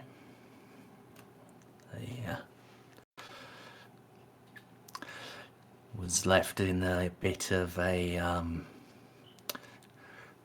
mess, though.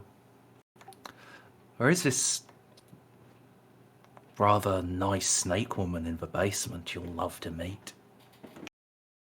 Before Cooney can even say anything, Siggy just grabs her and says, "Not a monster to slay this time. She's actually really nice." Oh. But if it's a mess there, then I can have chores like the other kids. Oh, honey, that's gonna get old for you in like 5 days. It makes her feel normal. I still remember the first time I moved out, and I was like, "Hell yeah, I'm gonna do housework." Fucking a week later, I was like, "Shit, I've got to do this forever." Well, I mean, if you want to, you can help us get it all fixed up. I'm no freeloader. I'll stand guard and she begins thinking of what other skills she might have. Pauses. I can do stuff. I can learn how to cook or something. I'll be the best daughter you've ever had.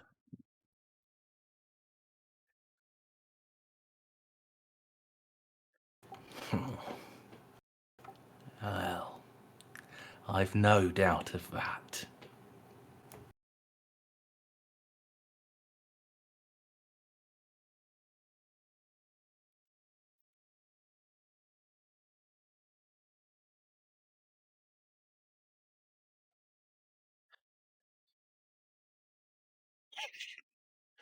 So, I think that's a good point to end that scene on, with an ecstatic little Coonigan.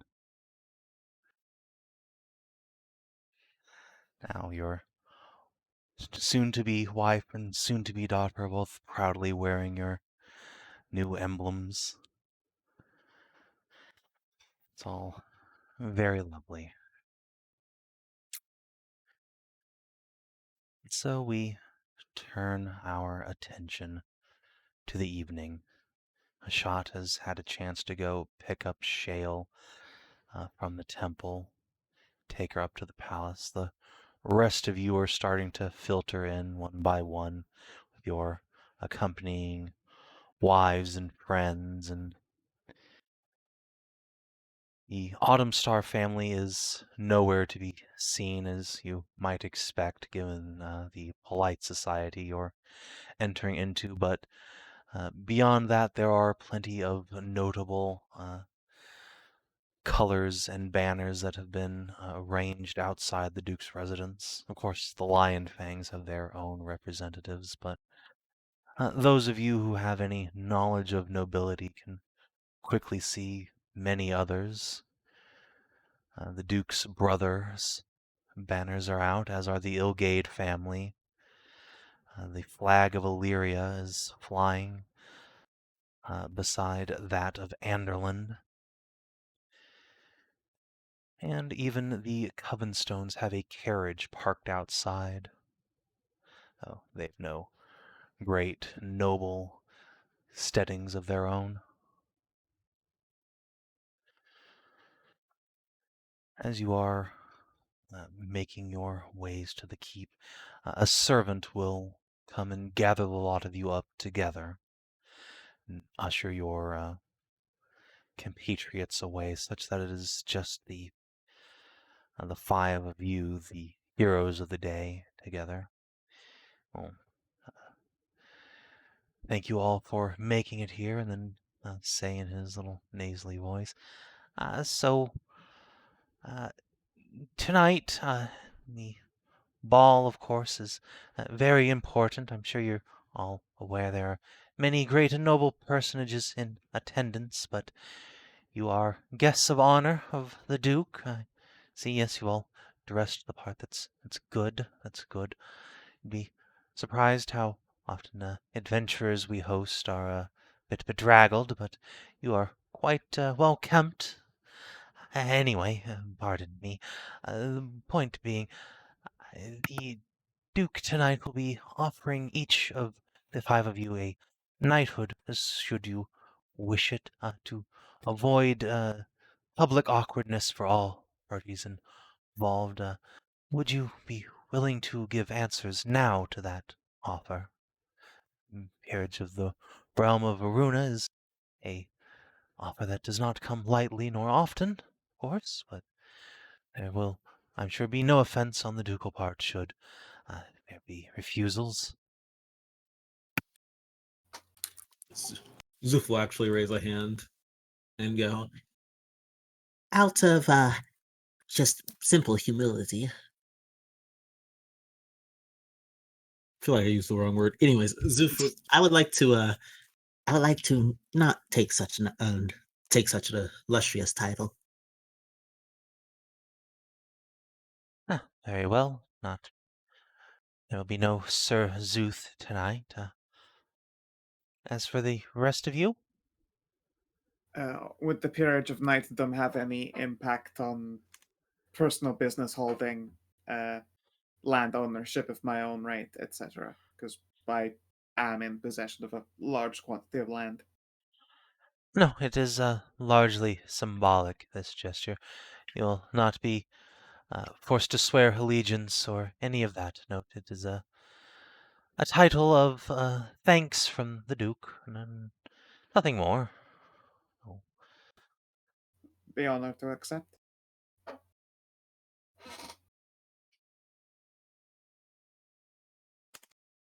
How does that work for you, Imperial Emperor / Knight of Aruna? Not Aruna, Pagala. Well, I mean, the guy did say peerage of Aruna, so it's.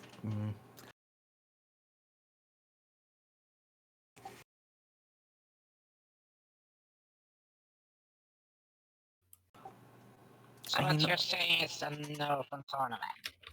I'm having to think. Well, think about how many titles the fucking the full titles of the fucking Queen. Like, Yes, but you, there's honestly, having a different- Pagothian peerage is probably not a bad thing to just have on top of the everything. Because I'm sure you'll Yes, but collect here's the more thing. titles. But you're also thinking about the fact that he's gonna take over, the Empire, and they resisted that way. They're just from burglars, shit like that. That's the part. Yeah, that's why I'm not immediately jumping on it. But on the other hand, it would be a clear signal that I am here to do things differently. It's not just, a coup for the sake of a coup. Even proving you've already won the highest honors and resolved a diplomatic incident on their side is probably good. Yeah, I feel as though it's as long as it's not like your main thing, your main title or anything, that's fine. Also, you got knighted. What? You are all Okay, being we're offered the getting chance that. for knighthood from Aruna if you want it. Who is? The The Duke 5 was of giving you, that. the All of PCs. us. Oh, all of us. Oh, shit. Yeah. There's a swirly little page is asking you before the ceremony so that, Duke does not have to ask you in public and then get shot down, because that's awkward for everybody. Yeah, I'm sure that's happened before, offering knighthood titles to adventurers who are like, no thanks. And everyone's like, oh my, did you see what happened? The poor soul, how will he ever recover? I do wish His Grace had told us of this when we met him yesterday. He was a little sleep deprived, I think.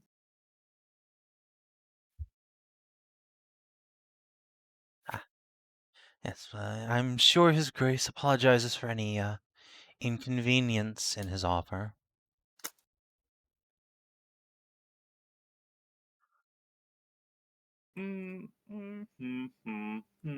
I'll take it myself.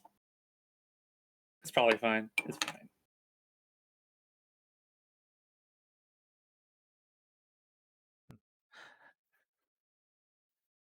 And the rest of you?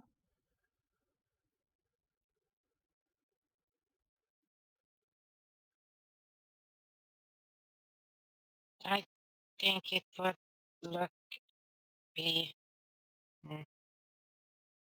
special. It's just a good thing to have, right? Yes, I should generally think that peerage of the realm of the greatest kingdom in the world is a boon in most circumstances. Say, kid, hey guy, what Yes. does a knight entail? Like, what's it? What do you get? Like, what is it? You may hereafter use the title Sir, or should you prefer Dame, before your name in all manners of address. You are also entitled to directly petition the Queen of Aruna for the remit of grievances and settling of disputes. Oh, That sounds pretty cool. oh, then yes. That would be good. Yes.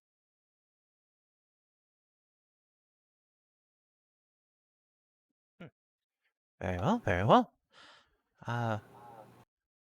Miss Nahia, Mr. Tarnavak.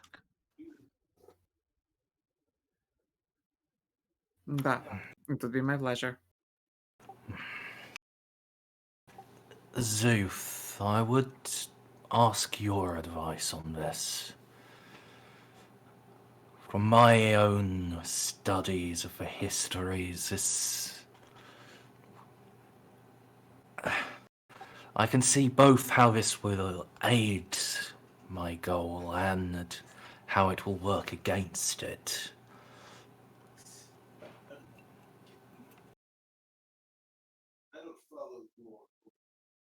DCL? You're very far away.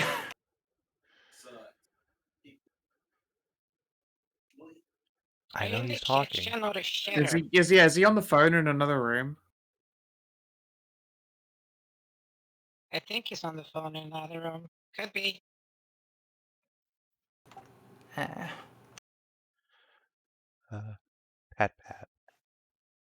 Hey, wait, I have a question. Yeah, what's up? If I take this, would I be beholden to the Aruna? Could they like call on me to like, hey, we need you to do this, or hey, we need you to do something for me? So they are offering you a symbolic knighthood. Not they will not be asking you to swear vows of allegiance to them. Okay. Okay, that's what I was asking. Yeah. Like, so if they were doing that, then it'd be kind of like, ooh, that could be a problem.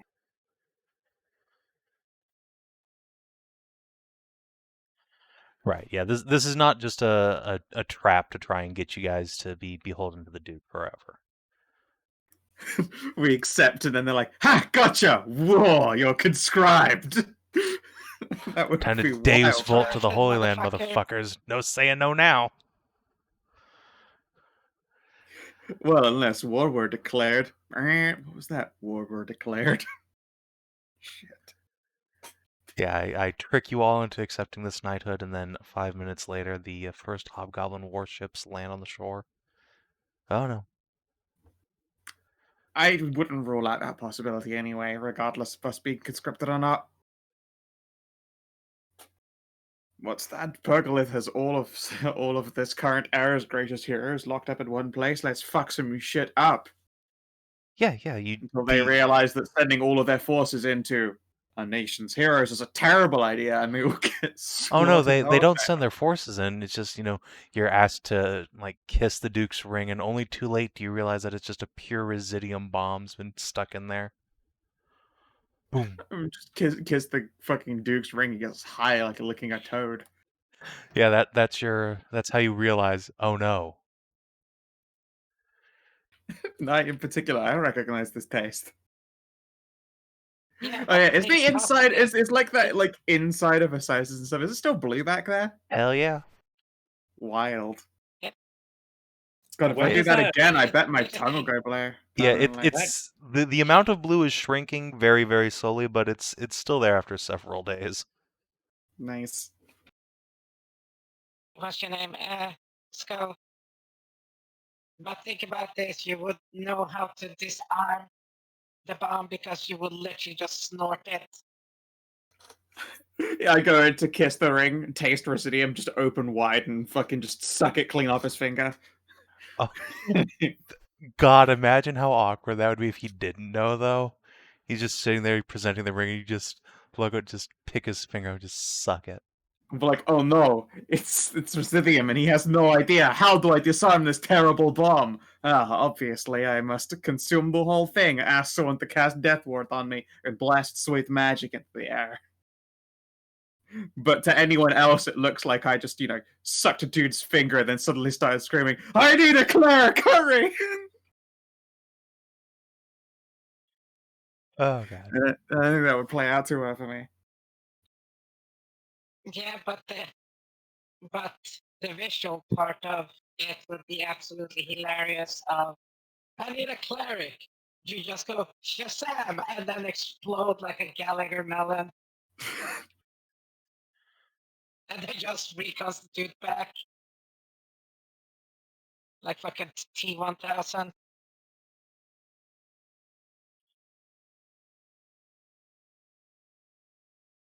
Oh no, Nahia the Dilf Slayer.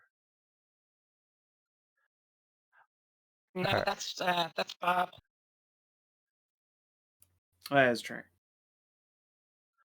Oh, by the way, is DCL back Suck the yet? chrome off a fender. No, he's been nudged, so he knows to say anything when he returns. But he's never muted till then. Yeah, assuming he actually reads his pings. Yeah, it's also been typed here in the Roll20. He'll catch up. Or he'll, know, or at some point he'll look in his... He was in the shitter. He I wasn't told there. you. Can you unmute him? Yeah, I'll unmute him. What was bleeding through my mic? I just went to the bathroom. So it sounded very much like you were in a conversation with your mic left open. What?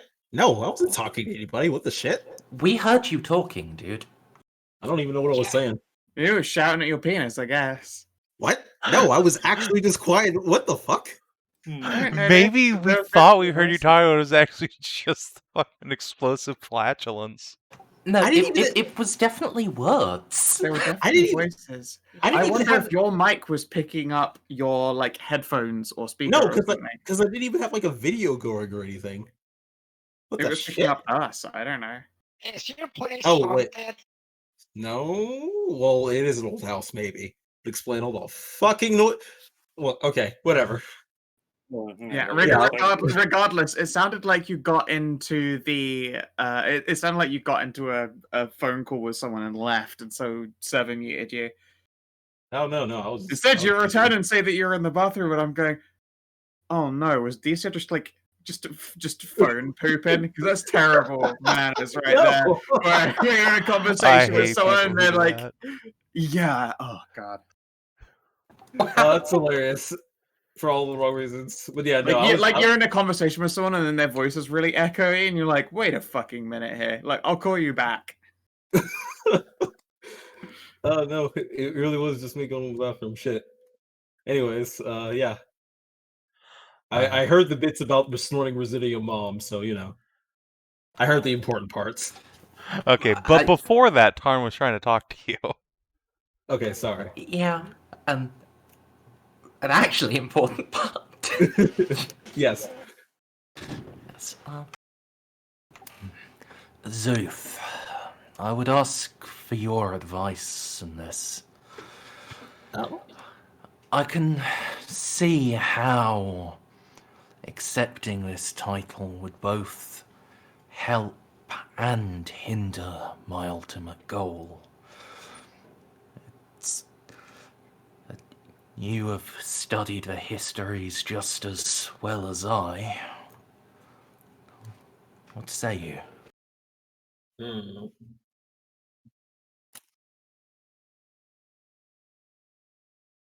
Okay, so real talk, real quick.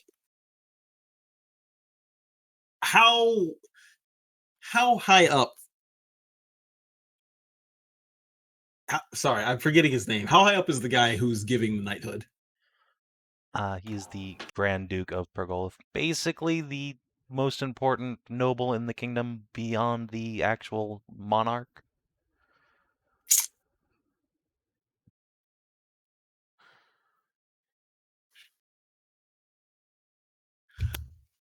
So here's my problem, right? While a knighthood title would be for a great honor and prove the banner you're flying under, they might see it as an excuse to say that you're subservient to another. If you could maybe get some kind of knighthood that also declares independence, then maybe you can swing it.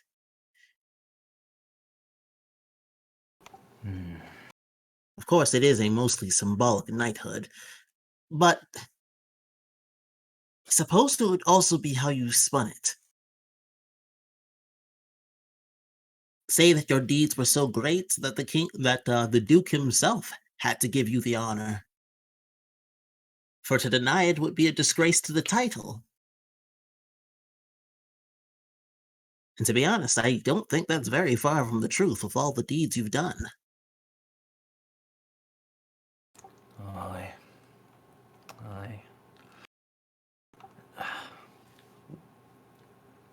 What order of knighthood does the Duke mean to offer? Well, you would not be joining any of the realm's knighthoods per se. That would involve oaths of allegiance to your order, although I am quite sure that given your purported martial prowess and magical mastery, were you to ask to join the Knights of the Lion or Tome, either order would be most happy to accept you. So, you will make us Knights Bachelor of the kingdom itself. Quite so. Or rather of the Grand Duchy of Pergola.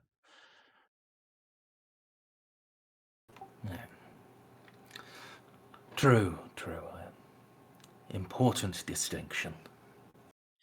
Indeed. Alas, the Queen herself could not be in attendance. Very busy in the north these days, I understand. Yes.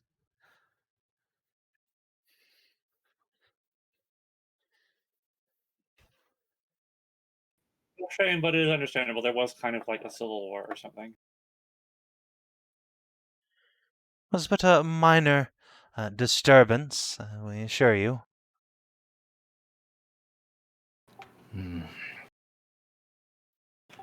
I will accept this honor, and my thanks to the Duke.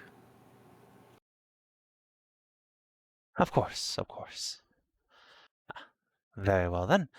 I will relay this at once. If you are prepared, you will be introduced momentarily. If you have any titles of your own, please let the page at the door know beforehand. We'll gesture towards the stairs leading up, not to the residence, which you have entered several times, but the actual formal palace keep.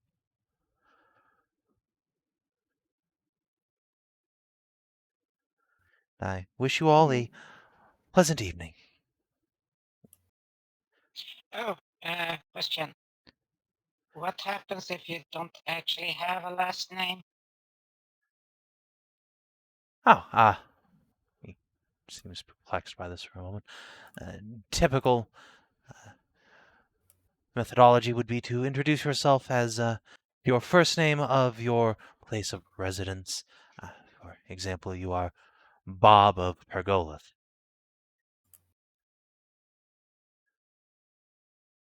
Oh, okay, then I would be of, well, I have a house in Avara. Is that okay? Yes, that is your residence. Oh, wait, I just looked at that over there. You guys remember, did we get a title from there? No, you aren't. You're landed, but not titled. Okay, just making sure. Yeah, so it's only Hashat who asked for recognizance of a title. Okay, oh, okay. Would it be Hashat Igniscala, Lord of Igniferous, and Knight? Do I use the Knight of Aruna now, or is that after? Is that later? That would be after. Oh. Would not want to spoil the surprise. And I'll just go with Lord of Igniferous. Oh, wait, no, hang on. Wait. Addendum. Wait, no. Yeah, if Hold you on. guys want to pipe out whatever full title, including a bunch of made-up bullshit, such as the last part of Tarns, you are totally welcome to do that. I mean, that's not made up bullshit. It's true, you are a dragon person from the West, technically. It's fair. It's fair. And I did yell that at some Imperial soldiers before. This isn't the Sure. first time. As long as it spreads around, it works. Yeah, So, what was the name of my island? Because I'm thinking of renaming it. I mean, this would be an excellent time to rename it if you want. I believe the name is Takara Island. Yes. Let's see here.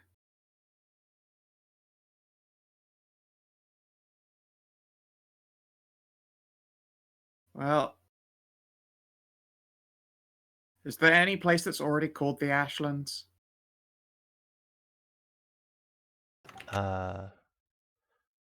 Yeah, there's this place right outside Castle Hornwatch where Ashlander goes to take a nap. No, not that I know of. Yeah, I had to check because I was like, wait a second, this is a very fantasy name. That one might exist somewhere. I mean, yeah, just in like 2 other settings we're connected to. Yep.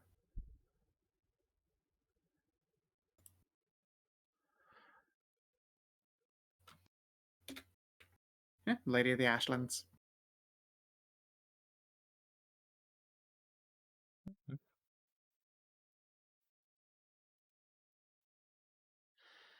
And Szooth, what do you want to be introduced as at the party? Szooth actually has a lot of titles. He does. I used to covet. Yes. I used to covet many of my titles. By these days, I simply prefer Szooth. God, come on now. This is the moment to like unload all of them, and you want to impress people. At least on this one occasion. Szooth, at the very least, use the one Sathia gave you. Well, I suppose I do owe it to her to give the title of Sweeper of the Ashes. God, how funny would it be if Sathia was here? That would be Exactly. She'd be really insulted if she turned up for this glorious party and you didn't use your title.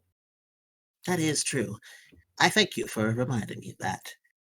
I would say the 2 titles then I wish for are Sweeper of the Ashes, of Saphias, and of course, a friend.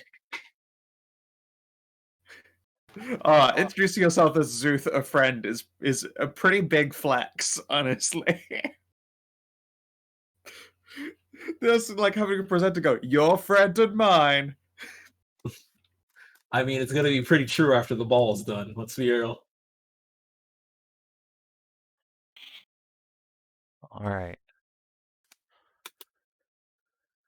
Well, given that it is 10 at night here, not too off from when we usually end, and we are just about to start the party, I think we will have to rip that Aw. particular band-aid off next week.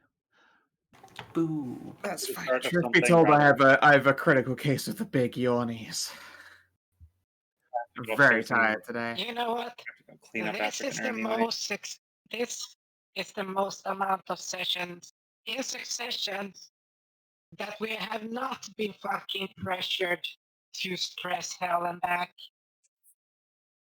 See, this Uh, we're in the chill week in Sav&D because it's just emotional bullying all day nonstop on Sundays for the last like 2 months.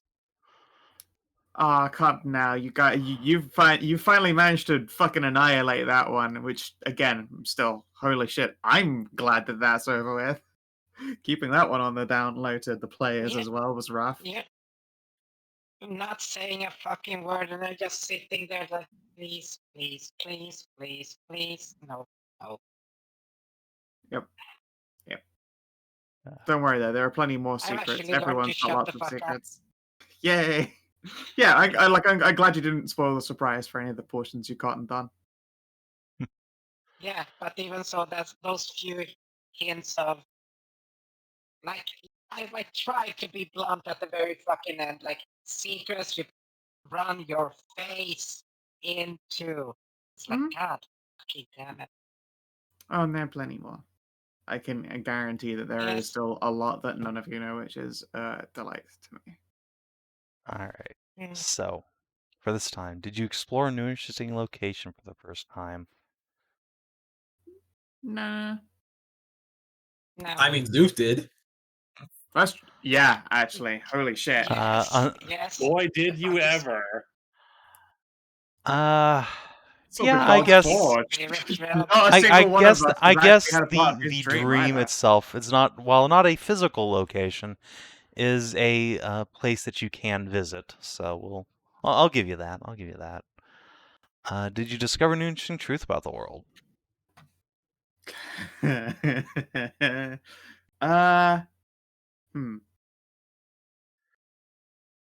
God, part of me wants to say, although again, I guess our characters don't know it's the truth. The fact that the gods actually acknowledge that Sinatray is their overall mum, where they all come from, because otherwise, all the gods and goddesses have been like, yeah, of course, we're at the top of the pile. Took Captain Secrets was all like, yeah, we're from Sinatray, Cooter. I mean, if you ever listened to the priestess of Senatrai you met, you'd know Okay, that yeah, no, already. alright, yeah, no. Sinatrea's priestesses say it, and then also anytime that's come up in game, literally as a point, everyone's gone, that's just silly. Mithras is the mother goddess. Sinatrea can't be Mithras' mum. Yeah, and like I literally have a fucking medal that was like the mother, which was not the Galetrix, which was for Mithras. Mm-hmm. Yeah. Oh, I want And to. yeah. So now we have actually had a proper confirmation of Senatrea is the actual creator. Big Mum. Mum Prime. All right. Did you make a new ally or a lasting enemy? I don't think you met any new NPCs of note this session, so nothing really there. Kandorn, Senatrea. No, we already counted the entire pantheon, or specifically Kandarn, actually, as Szooth's enemy last time. Senatrea Yeah, if is anything, neutral though, on he you. She has likes spared- you, but she ain't doing shit for you. Yeah, if anything, I feel like Szooth has successfully spared himself, like, being cemented in the enemy status. But that's I mean, not an that's alliance. Just because the Dragon Mommy likes me doesn't mean all the others do. Look, Huh. they all personally like you. It's just that Kandarn's going to need to take some action to make sure you shut the fuck up. Well, I mean, he's welcome to try. he might. I mean, Szooth also offered a fair and reasonable compromise with Senator about, feeding stuff in slowly, and Yeah, drip feeding logic to not break mortal minds. We'll see. Can't tag in Shale until she gets agency. Yeah, So, right yeah. now she is still in the care of the temple. Not particularly useful as an ally or enemy. Would Poor be baby. quite heartbreaking if she somehow became an enemy, though. Oh, that would be too No. tragic. Did you advance or complete a quest? Yes, we're finally Do gonna we get have them a to the quest? Warlock. No, we don't have any No, active. I mean, like we advanced that one technically last week, and nothing's happened since then. So Yep. The sheer but, passage of time does not marriage- advance quests, much like the passage of Marriage geography. quests. that hasn't advanced yet, and Nope. also isn't really a quest. That's a companion story. Yeah, exactly. Speaking of which, Okay. did you discover a new page in a companion story? Yes. yeah, the adoption of Szooth got Kunigan. gobsnuggles. Also that. Indeedly Congratulations to doodles. Cooney. Cooney's so happy. You guys have no idea. All right. Do God, it, at some point, Finnegan. I'm gonna have to warn Nahia that Lindsay is max thirsty. I've discovered I have a MILF aura. Oh no. All right. That Yeah. is 3 experience for everybody. 400s are quote unquote bracket, right? For the next. I can't Uh, remember. What is it you were doing for level ups? Was it ASIs instead? ASI. Yeah. He hasn't actually said yet. Have you? Savin has not said anything about it. But I Scout don't believe we've sussed gotten it the out level up we've correctly. It will still- be at 400. You will get a free ASI to do with as you wish. Okay. Have we even And- have we even gotten the last level up yet? You have No. not actually gotten to 11th level. No. No, you have not had downtime. You're cruising We haven't along. had time. On We the haven't plus had side, time. when we're getting ASIs, it's not going to take us a week to get an ASI. I just feel like congratulations on your Yeah. ASI. You can just slap that on. How much did we get? 3? Yeah. 379 Okay. out of 400. No, actually, 379 out of 350. Although Yeah, some of you will That's have true. slightly Yeah. different XP totals than others. Yes. Yeah, I think you are all well and truly past any bracketing needed. But yeah, thank you all for playing. I hope you had some fun today. If you're watching on the stream or YouTube, thanks for tuning in. That's it for this week.